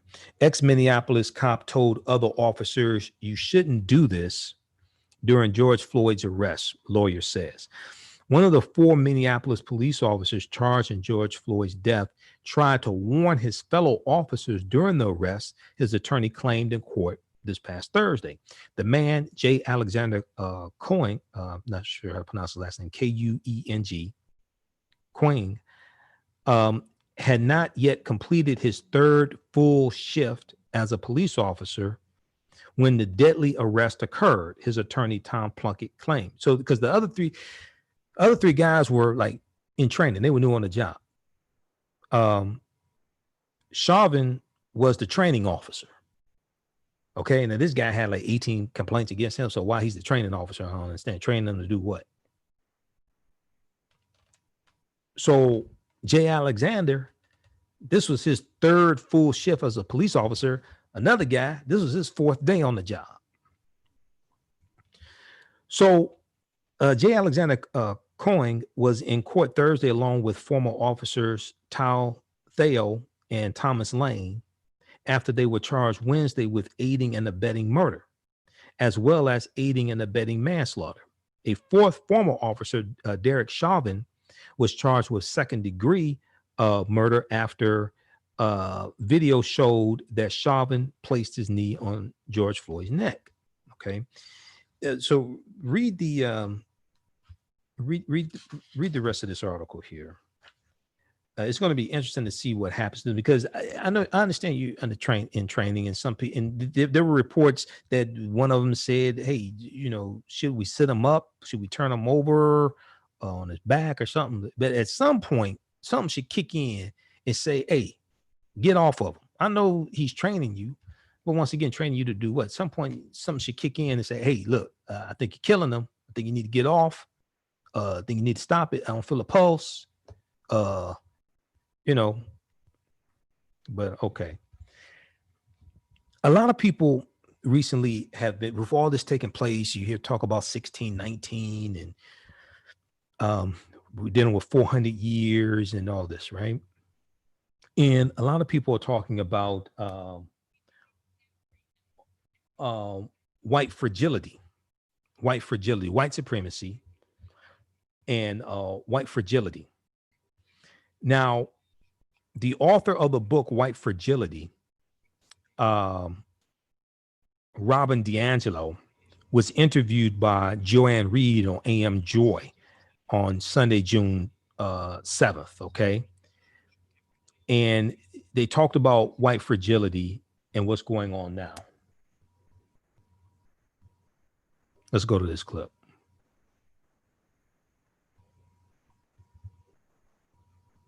There are so many dimensions that come together. There's not one single thing that makes it so hard for white people to see and understand racism, much less honestly care about racism. And the first thing is that we don't even understand what it is.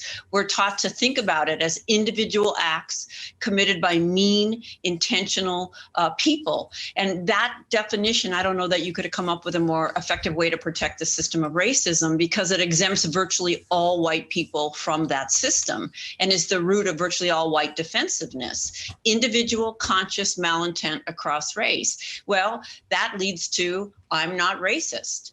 And I would just ask white Americans to remove that phrase from their vocabulary. When we say I'm not racist, what we're conveying, and you can check me if I'm wrong here, is that we're clueless about what racism is, that we have no skills or critical awareness, that we likely can't even tell you what it means to be white, that we're going to deny and invalidate your reality and your experience.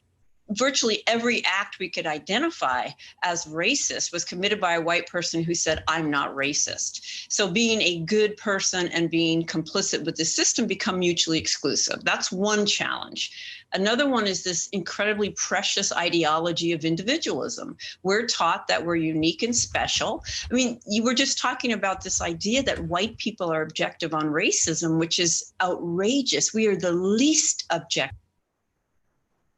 We are the least objective on racism. We are the most invested in a system that serves us and invested in not seeing that system or how it serves us. It's an example of how whiteness perverts reality, if you will. Internalized superiority is another reason. That's probably the hardest one for us to look at, but no white person misses the message that it's better to be white.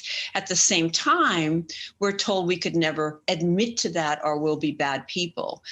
We're also granted, the universal voice. We can speak for all humanity from no particular position, and you always and only speak from a very specialized, biased position. When you put all that together and then throw in segregation, most white people don't even know Black people, and let's be honest, aren't taught that there's any loss about that. Most white people go cradle to grave with no authentic relationships with Black people, and not only don't feel loss, but measure the value of their schools and neighborhoods by the absence of Black people. That's a very deep message. When you put it all together, you get some pretty intense irrationality, denial, and resistance. And to that very point, and I think it's important to point out that you get that kind of dynamic of living in a world where the Black people in your life are only on television and you don't really know hardly any. It is not just on the right or on the left. It's kind of across the board. I have two examples for you. There's that Maryland cyclist who everybody's seen this video of him confronting actually a young white girl who's putting up a sign about George Floyd. He rips the sign out of her hands. He assaults a guy on a bike who's filming the whole thing. He's now apologized. He's actually been arrested. And he says he's sick with remorse for the pain and fear he caused the victims, He's done the apology that you have to do. So that's on the one side. On the other side, and, we don't know what his political sort of leanings are, but whatever they are. On the other side, you even have with Now, Daily Beast has a piece out right now about racism at the National Organization for Women. Quote, in interviews with the Daily Beast, nearly a dozen members, employees, and visitors recalled women of color being heckled, silenced, or openly disparaged at Now meetings and offices. The behavior culminated at the 2017 conference where witnesses say members dismissed one of the candidates, China Forts in Washington, a Black woman, as angry and entitled, and accused another candidate, Monica Weeks, of being a hot-headed Latina. On the last day of the conference, more than a dozen women, including outgoing President Terry O'Neill, marched around a conference room to protest racism inside the organization. So this doesn't appear to be simply a right-wing thing. Oh, I think white progressives can be the worst. We're so committed to saving face to this kind of idea of ourselves as down and woke and not racist. That's where we put all our energy, trying to make sure you don't see us that way. And white women, I am a woman. I am a feminist. I experience a cis woman, by the way. I experience patriarchy and sexism. I also perpetrate racism. Experiencing one form of oppression doesn't free us from perpetrating another form. And sometimes we can be the most challenging because we're so defensive about that. Okay, so that was from AM Joy from June 7th, 2020, Joy Ann Reid. So you could check that out, name of that clip. That was Robin DiAngelo, author of White Fragility. White Fragility. Okay. Stop that. And let's see. All right. There was one other clip here. Why is it just stopping? There was one other clip here.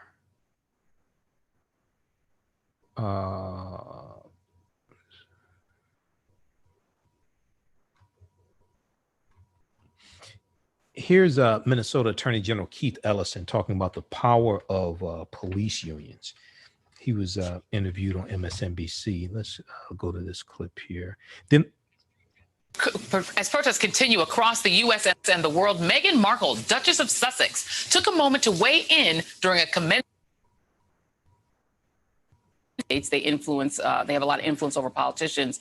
Is that a challenge? I mean, a lot of, as protests continue across the U.S. and the world, Meghan Markle, Duchess of Sussex, took a moment to weigh in during by these states. They influence, they have a lot of influence over politicians. Is that a challenge? I mean, a lot of, Democrats are very pro-union, obviously, very pro-union, pro the nurses unions, pro the food service unions, but those unions tend to be relatively weak compared to the police unions. Well, I mean, can you imagine the nurses union having contempt for patients? I mean, look, police unions have got to figure out how to be on the side of public safety and the citizens who they're sworn to protect. We've had problems with that in Minneapolis with our police union. Let me ask you about the Minnesota Public Schools decision to terminate their contracts with the police department over George Floyd's death. You've had that decision. You've had the university system say that they're not going to use Minneapolis police for sporting events, et cetera. Is that the leverage that the public has at this point? Is funding, because the additional funding, the additional money that police officers can earn in those kind of systems, is that at this point, besides obviously legislation, the leverage that the public has? And do you support that leverage being used? Well, I think that we've got to bring forth a reform, and we've got to use the tools available to do that. I believe in Madera Arredondo, who's the chief of the Minneapolis Police Department. But the chief doesn't necessarily run everything on the ground. He needs people to obey the rules and his requirements. And he, I think, is an excellent start. But I think we do need other elements of the society to insist on quality service and to not stand idly by and just let it go on and say, well, I'm not part of that. So I think that legislators, community members, faith community members, other institutions need to apply the pressure to update and reform policing in America. And again, we always say there's a lot of good police, and I would be the first to agree. I know many police officers who are great, but we need to put them in a position where the values that they live up to are the values of that department, and not the lowest common denominator, because people are too intimidated to come forward when they see misconduct by another officer. Okay, so that was from AM Joy also. That was from June 6th, 2020. All right, let's see here. Just a minute here. All right, I want to go to this next story, and then we're going to get into part 4 of Joe Biden's plan for Black America, for African Americans, strengthen America's commitment to justice. You can read all this at joebiden.com. It's 22-page agenda for the African American community, very detailed agenda. And a lot of people have been asking for an agenda from Joe Biden, and then he put one out a month ago, came out May 5th, and they still haven't read it, which I find very interesting. But okay, whatever. But anyway, Democrats prepare, Associated Press has this article, Black America Web picked this up, as well as NBC News. Democrats prepare sweeping police reform bills after George Floyd's death. Democrats prepare sweeping police reform bills after George Floyd's death. Now, congressional Democrats, powered by the Congressional Black Caucus, CBC, are preparing a sweeping package of police reforms as pressure builds on the federal government to respond to the death of George Floyd and others in law enforcement interactions. Now, with the urgency of mass protests outside their doors, lawmakers on Capitol Hill are working furiously to draft what could become one of the most ambitious efforts in years to oversee the way law enforcement works. Senators Cory Booker of New Jersey and Senator Kamala Harris of California, both former presidential candidates, are expected to announce a package in coming days with a House bill coming soon. Both the Senate and House of Representatives efforts are expected to include changes to police accountability laws, such as revising immunity provisions and creating a database of police use of force incidents. Revamped training requirements are planned also. Among them, a ban on the use of chokeholds. You need to have chokeholds and strangleholds because those are different. Also, you need national policies dealing with standards for police training and standards of use of force. You need national policies regarding that as well. Now, Joe Biden, the apparent Democratic presidential nominee, has endorsed such a ban. Representative Karen Bass, who is the chairwoman of the Congressional Black Caucus, said on a conference call this past Wednesday, quote, "We have a moral moment in our country," end quote. The political stakes of any police reform effort are high, amplified in an election year by Donald Trump's law and order stance, because Donald Trump just recently said he's the law and order president, and he keeps tweeting law and order, including, Donald Trump is amplifying a law and order stance, including his threats to call in the U.S. military to clamp down on protesters. With mass unrest now entering a second week, we're going into a third week now, House Speaker Nancy Pelosi sought to shift the national tone this past Wednesday by walking and talking with protesters outside the U.S. Capitol. The House of Representatives is expected to vote by month's end. She said, quote, "Will be intensive, proactive," end quote, she said on MSNBC. Now, Nancy Pelosi announced during a conference call Thursday with the Congressional Hispanic Caucus that House and Senate Democrats will unveil police brutality legislation on Monday. Representative Karen Bass of California, a Democrat who's the chair of the Congressional Black Caucus, Senator Kamala Harris, and Senator Cory Booker are leading the process to develop this legislation. Okay. Quote, "We will in the next few days be putting forth to House and Senate Democrats a proposal to address the issue of police brutality and law enforcement disparity and enforcement of certain laws. It will be very comprehensive," end quote, she said. Nancy Pelosi went on to say this is something completely different, referring to the protests over George Floyd's death. She said, quote, "We have reached, as people say, an inflection point. This was like a tinderbox. It has changed everything," end quote. Now, also, Representative Karen Bass talked about, was this Karen Bass or was this Barbara Lee? Hold on, let me see here. What was this statement? Washington, I think this was New York Times in the New York Times weekend briefing for this weekend. A pandemic within a pandemic, a pandemic within a pandemic. Yeah, this is Representative Barbara Lee. That was the assessment of Representative Barbara Lee, Democrat of California, on the painful intersection that Black Americans find themselves in today, bearing the brunt of three crises: police violence, crushing unemployment, and the most deadly infectious disease threat in a century, COVID-19. The current civil unrest is deeply connected to the racial disparities exposed by the coronavirus. George Floyd is a case in point. He died with coronavirus antibodies in his blood. The autopsy showed that.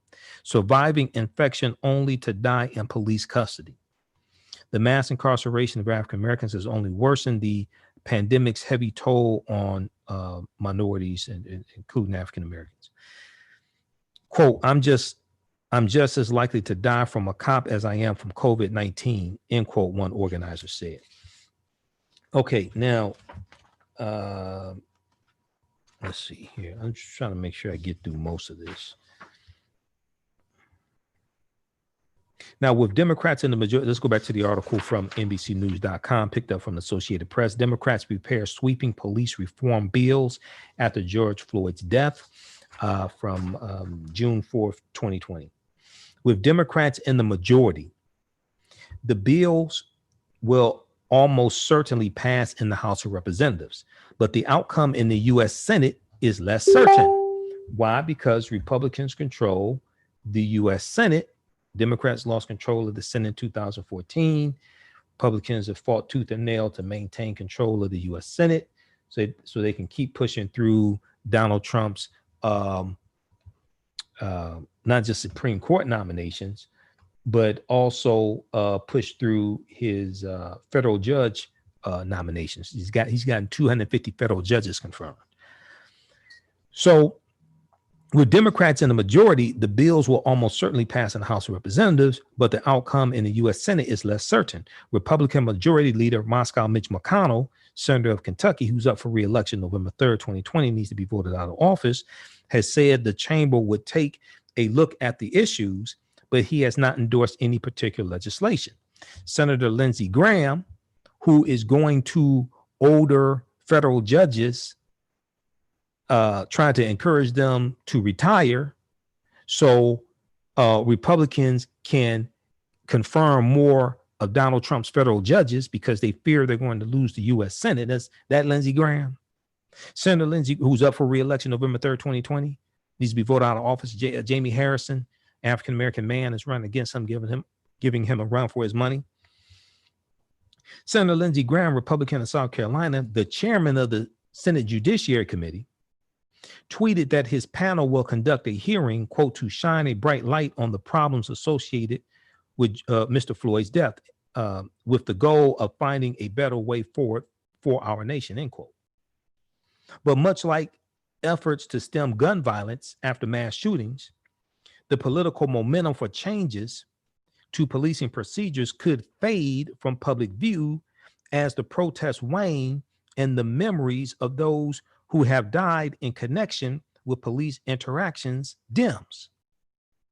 For example, a long sought federal anti-lynching bill has languished in Congress. And we saw this past week that Senator Rand Paul of Kentucky is blocking the bill in the Senate, the anti-lynching bill. Quote, words of kindness and grace are essential to America, but they're not enough right now, Senator Cory Booker said during a Senate floor speech this past week. It's on us in this body to do something to change the law, end quote. Okay, so read the rest of this article also.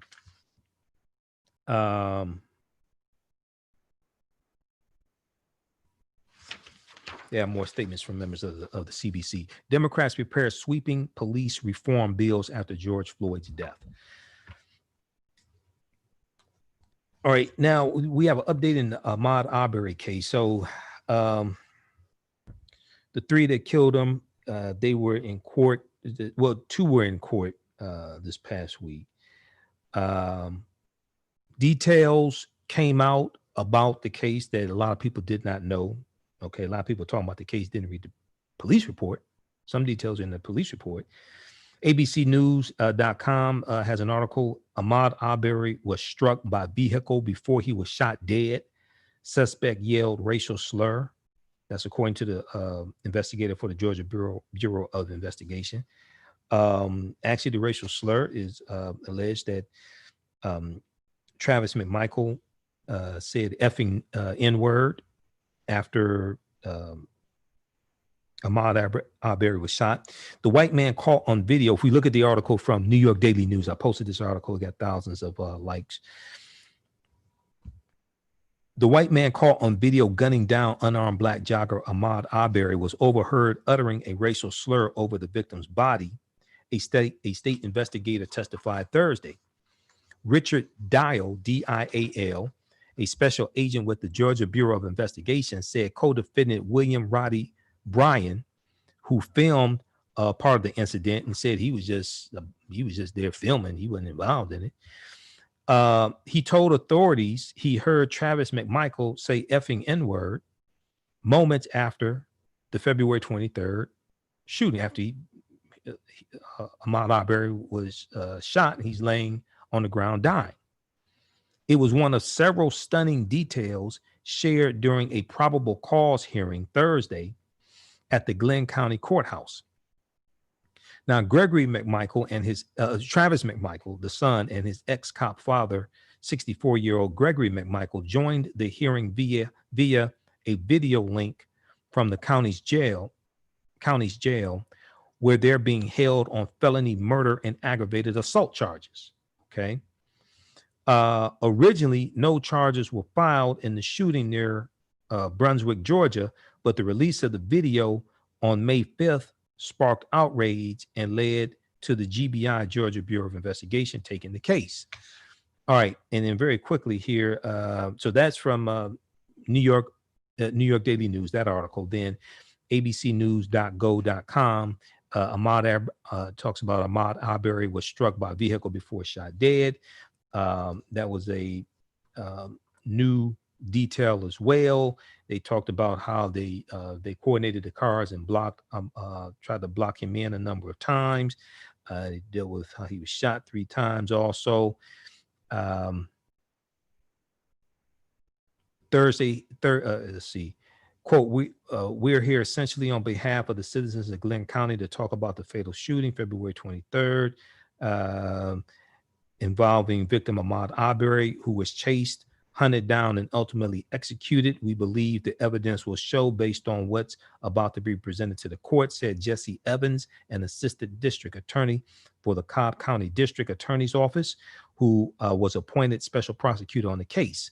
The only witness called on Thursday was Richard Dial, a special agent for the Georgia Bureau of Investigation, who cited video and direct statements from the suspects in the presentation of the case to the court.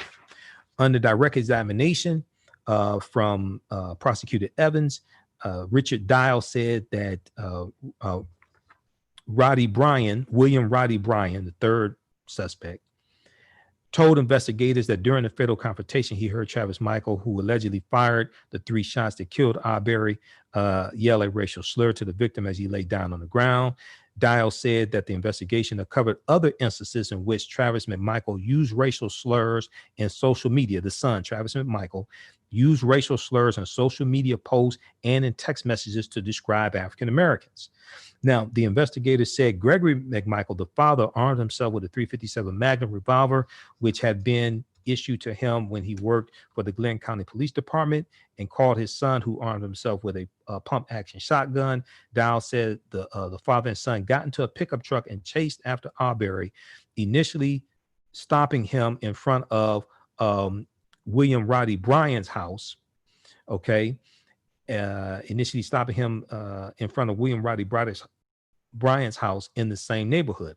The McMichaels ordered Arbery to stop, but the victim kept running, Dial said, because this white man chasing you with guns. So I'm going to run too.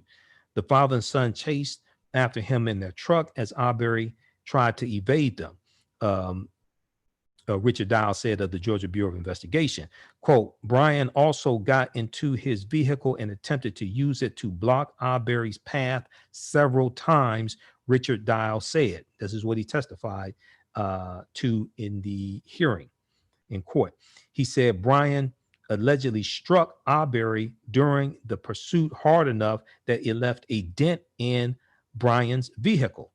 Eventually, Ahmad Arbery found himself trapped between the McMichaels' truck and Bryan's vehicle, Richard Dial said. He said Travis McMichael got out of the truck with his shotgun and that he and Arbery began to fight in the street.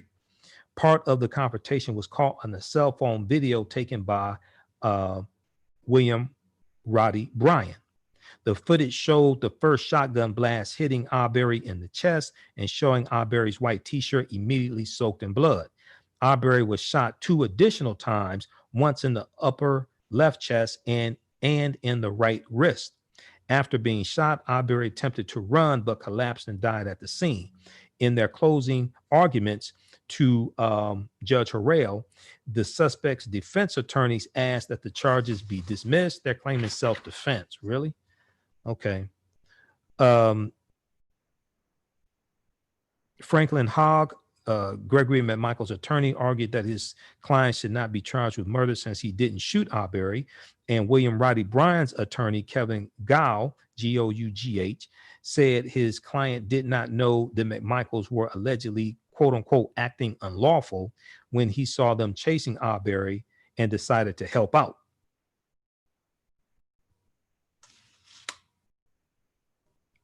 Interesting. Okay, so read the rest of this article here.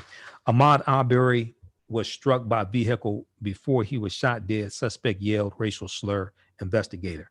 June 4th, 2020, abcnews.go.com. So I hope they go to prison for the rest of their lives, because that's where they belong. All right. And okay, so we got that one. We got that one. And then let's get into part 4, Joe Biden's plan for Black America. Let me see here.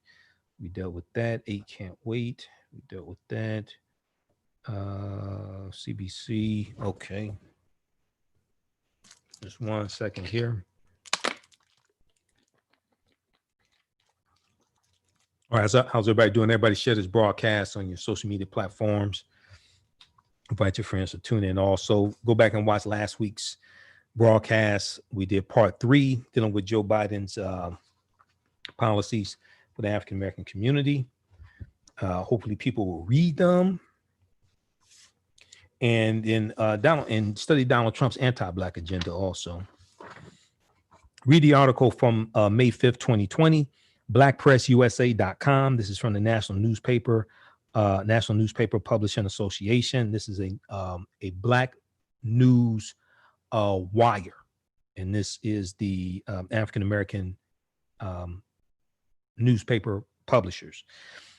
Joe Biden's plan for empowering Black America. So they have an article here talking about it. Biden's in the article, Biden said the plan reflects many months of work and feedback from local elected officials, activists, organizations, practitioners, policy experts, strategists, and young people. His campaign called the plan a living document. Is going to expand. It's a living document. They're asking for feedback also. Visit joebiden.com. You can read the entire plan.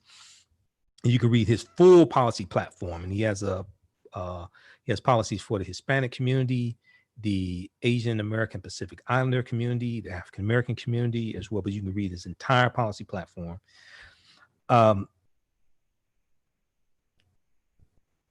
The agenda for African Americans is broken into 6 parts.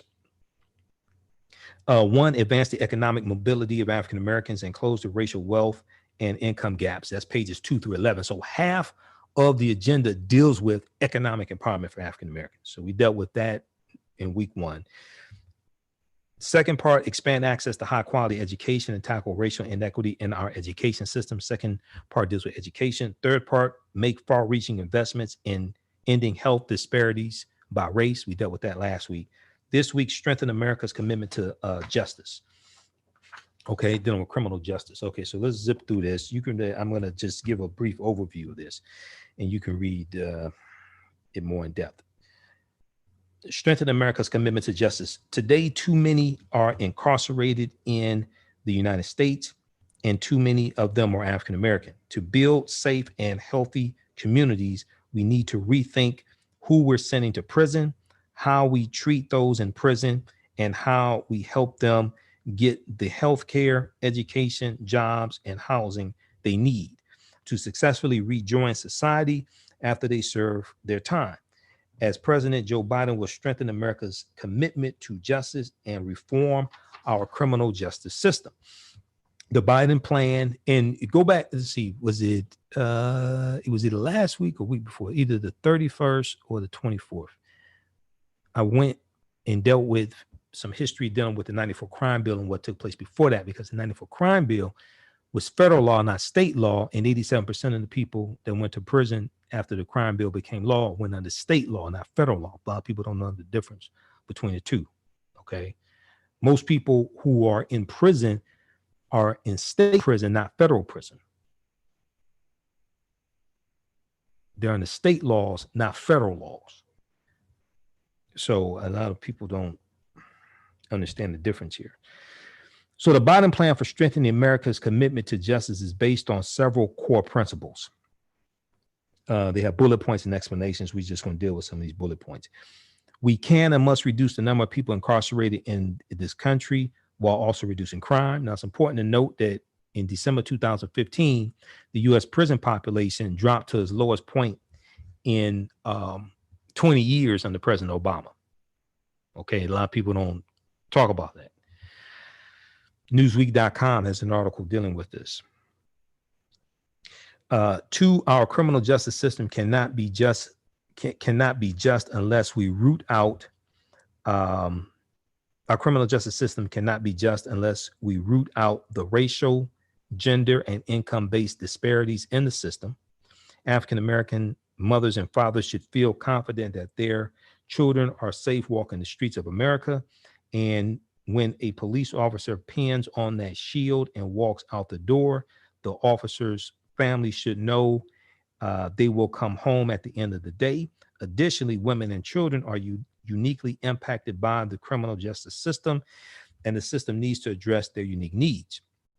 Next bullet point, our criminal justice system must be focused on redemption and rehabilitation. They talk about that. Next bullet point, no one should be profiteering off of our criminal justice system. That deals with privatized prisons.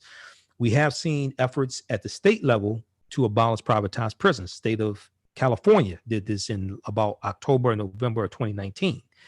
That was passed by the state legislature. Governor Gavin Newsom signed that into law.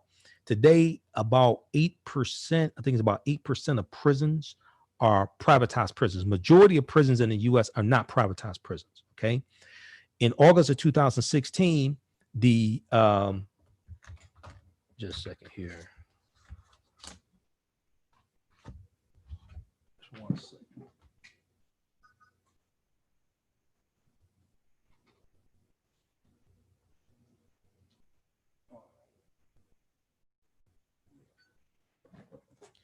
Okay, so majority of the overwhelming majority of prisons in the US are not privatized prisons, even though privatized prisons need to be abolished.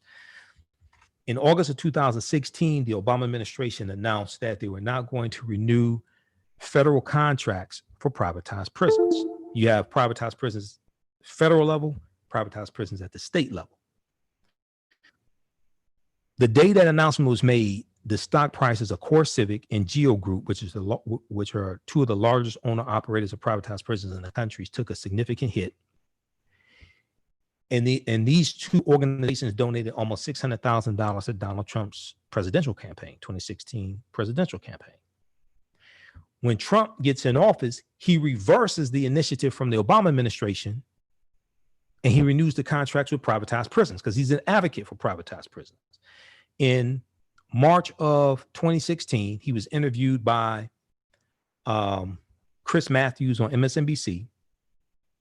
And Donald Trump said privatized prisons seem to save a lot of money and they seem to work very well. No, they don't. In general, no, they don't. Okay, so next bullet point, expand and use the power of the U.S. Department of Justice to address systemic misconduct in police departments and prosecutors' offices. They go through and explain that. Using authority and legislation spearheaded by Biden as a senator, the Obama-Biden Justice Department used pattern or practice investigations and consent decrees to address circumstances of systemic police misconduct and to restore trust between police and communities in cities such as Ferguson, Missouri. Yet the Trump administration's Justice Department has limited the use of the tool. Actually, they stopped using it. They stopped the already existing consent decrees they came back out of, but they've stopped doing investigations into police departments. Under the Biden administration, the Justice Department will again use its authority to root out unconstitutional or unlawful policing. Okay, from the federal level, well, once again, the majority of the control over policing is at the state and local level, not federal level. The consent decrees, that's the power given to the Department of Justice from the U.S. Congress, okay? But at the federal level, they can only do so much. All right. The Justice Department will again use its authority to root out unconstitutional or unlawful policing. In addition, Biden will push for legislation to clarify that this pattern or practice investigation authority can also be used to address systemic misconduct by prosecutors' offices. Next bullet point, establish an independent task force on prosecutorial discretion. Next bullet point, reinvigorate community-oriented policing. They have explanations for this. I don't have time to get into it. Next bullet point, invest in public defenders' offices to ensure defendants access to quality counsel. Next bullet point, create a $20 billion grant program to support criminal justice reform at the state and local level. Next bullet point, reform sentencing. Biden will work with Congress to reform federal sentencing and provide incentives to state and local systems to do the same. Next bullet point, in the criminalization of poverty, cash bail is the modern day debtor's prison. Biden will lead a national effort to end cash bail and reform our pretrial system by putting in place instead a system that is fair and does not inject further discrimination or bias into the process. Next bullet point, stop corporations from profiteering off of incarceration. That deals with privatized prisons.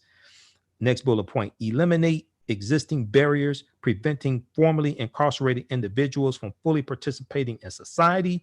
For example, Joe Biden will eliminate barriers keeping formerly incarcerated individuals from accessing public assistance such as SNAP programs, food stamps, things like this, Pell Grants, and housing support. Okay, read the rest of that. Next bullet point, reform the juvenile justice system. Reform the juvenile justice system. Biden will invest $1 billion per year in the juvenile justice reform. He will expand funding for after-school programs, community centers, and summer jobs to keep young people active, busy, learning, and having fun, etc. Read the rest of it. Biden will double the number of mental health professionals in our schools so behavioral and emotional challenges can be addressed by appropriately skilled psychologists, counselors, and social workers, not our criminal justice system. Next bullet point, make our communities safer. Biden will pursue evidence-based measures to root out persistent violent crime. Violent offenders need to be held accountable, and survivors need to have access to support to deal with the physical, psychological, and financial consequences of violence. Read the rest of it. Okay, so that deals with criminal justice. That's ends on page 20. We'll deal with part 5 next week, which deals with make the right to vote and the right to equal protection real for African Americans. All right. Hey, if you like this type of information, you can donate to the African History Network, $ the AHN Show through Cash App, $ the AHN Show through Cash App, and paypal.me/the AHN Show through PayPal. Thanks for tuning in to the African History Network show. Thanks for the birthday wishes. Remember, right knowledge corrects wrong behavior. It's not over till we win. Wakanda forever. We'll talk to you next week. Peace.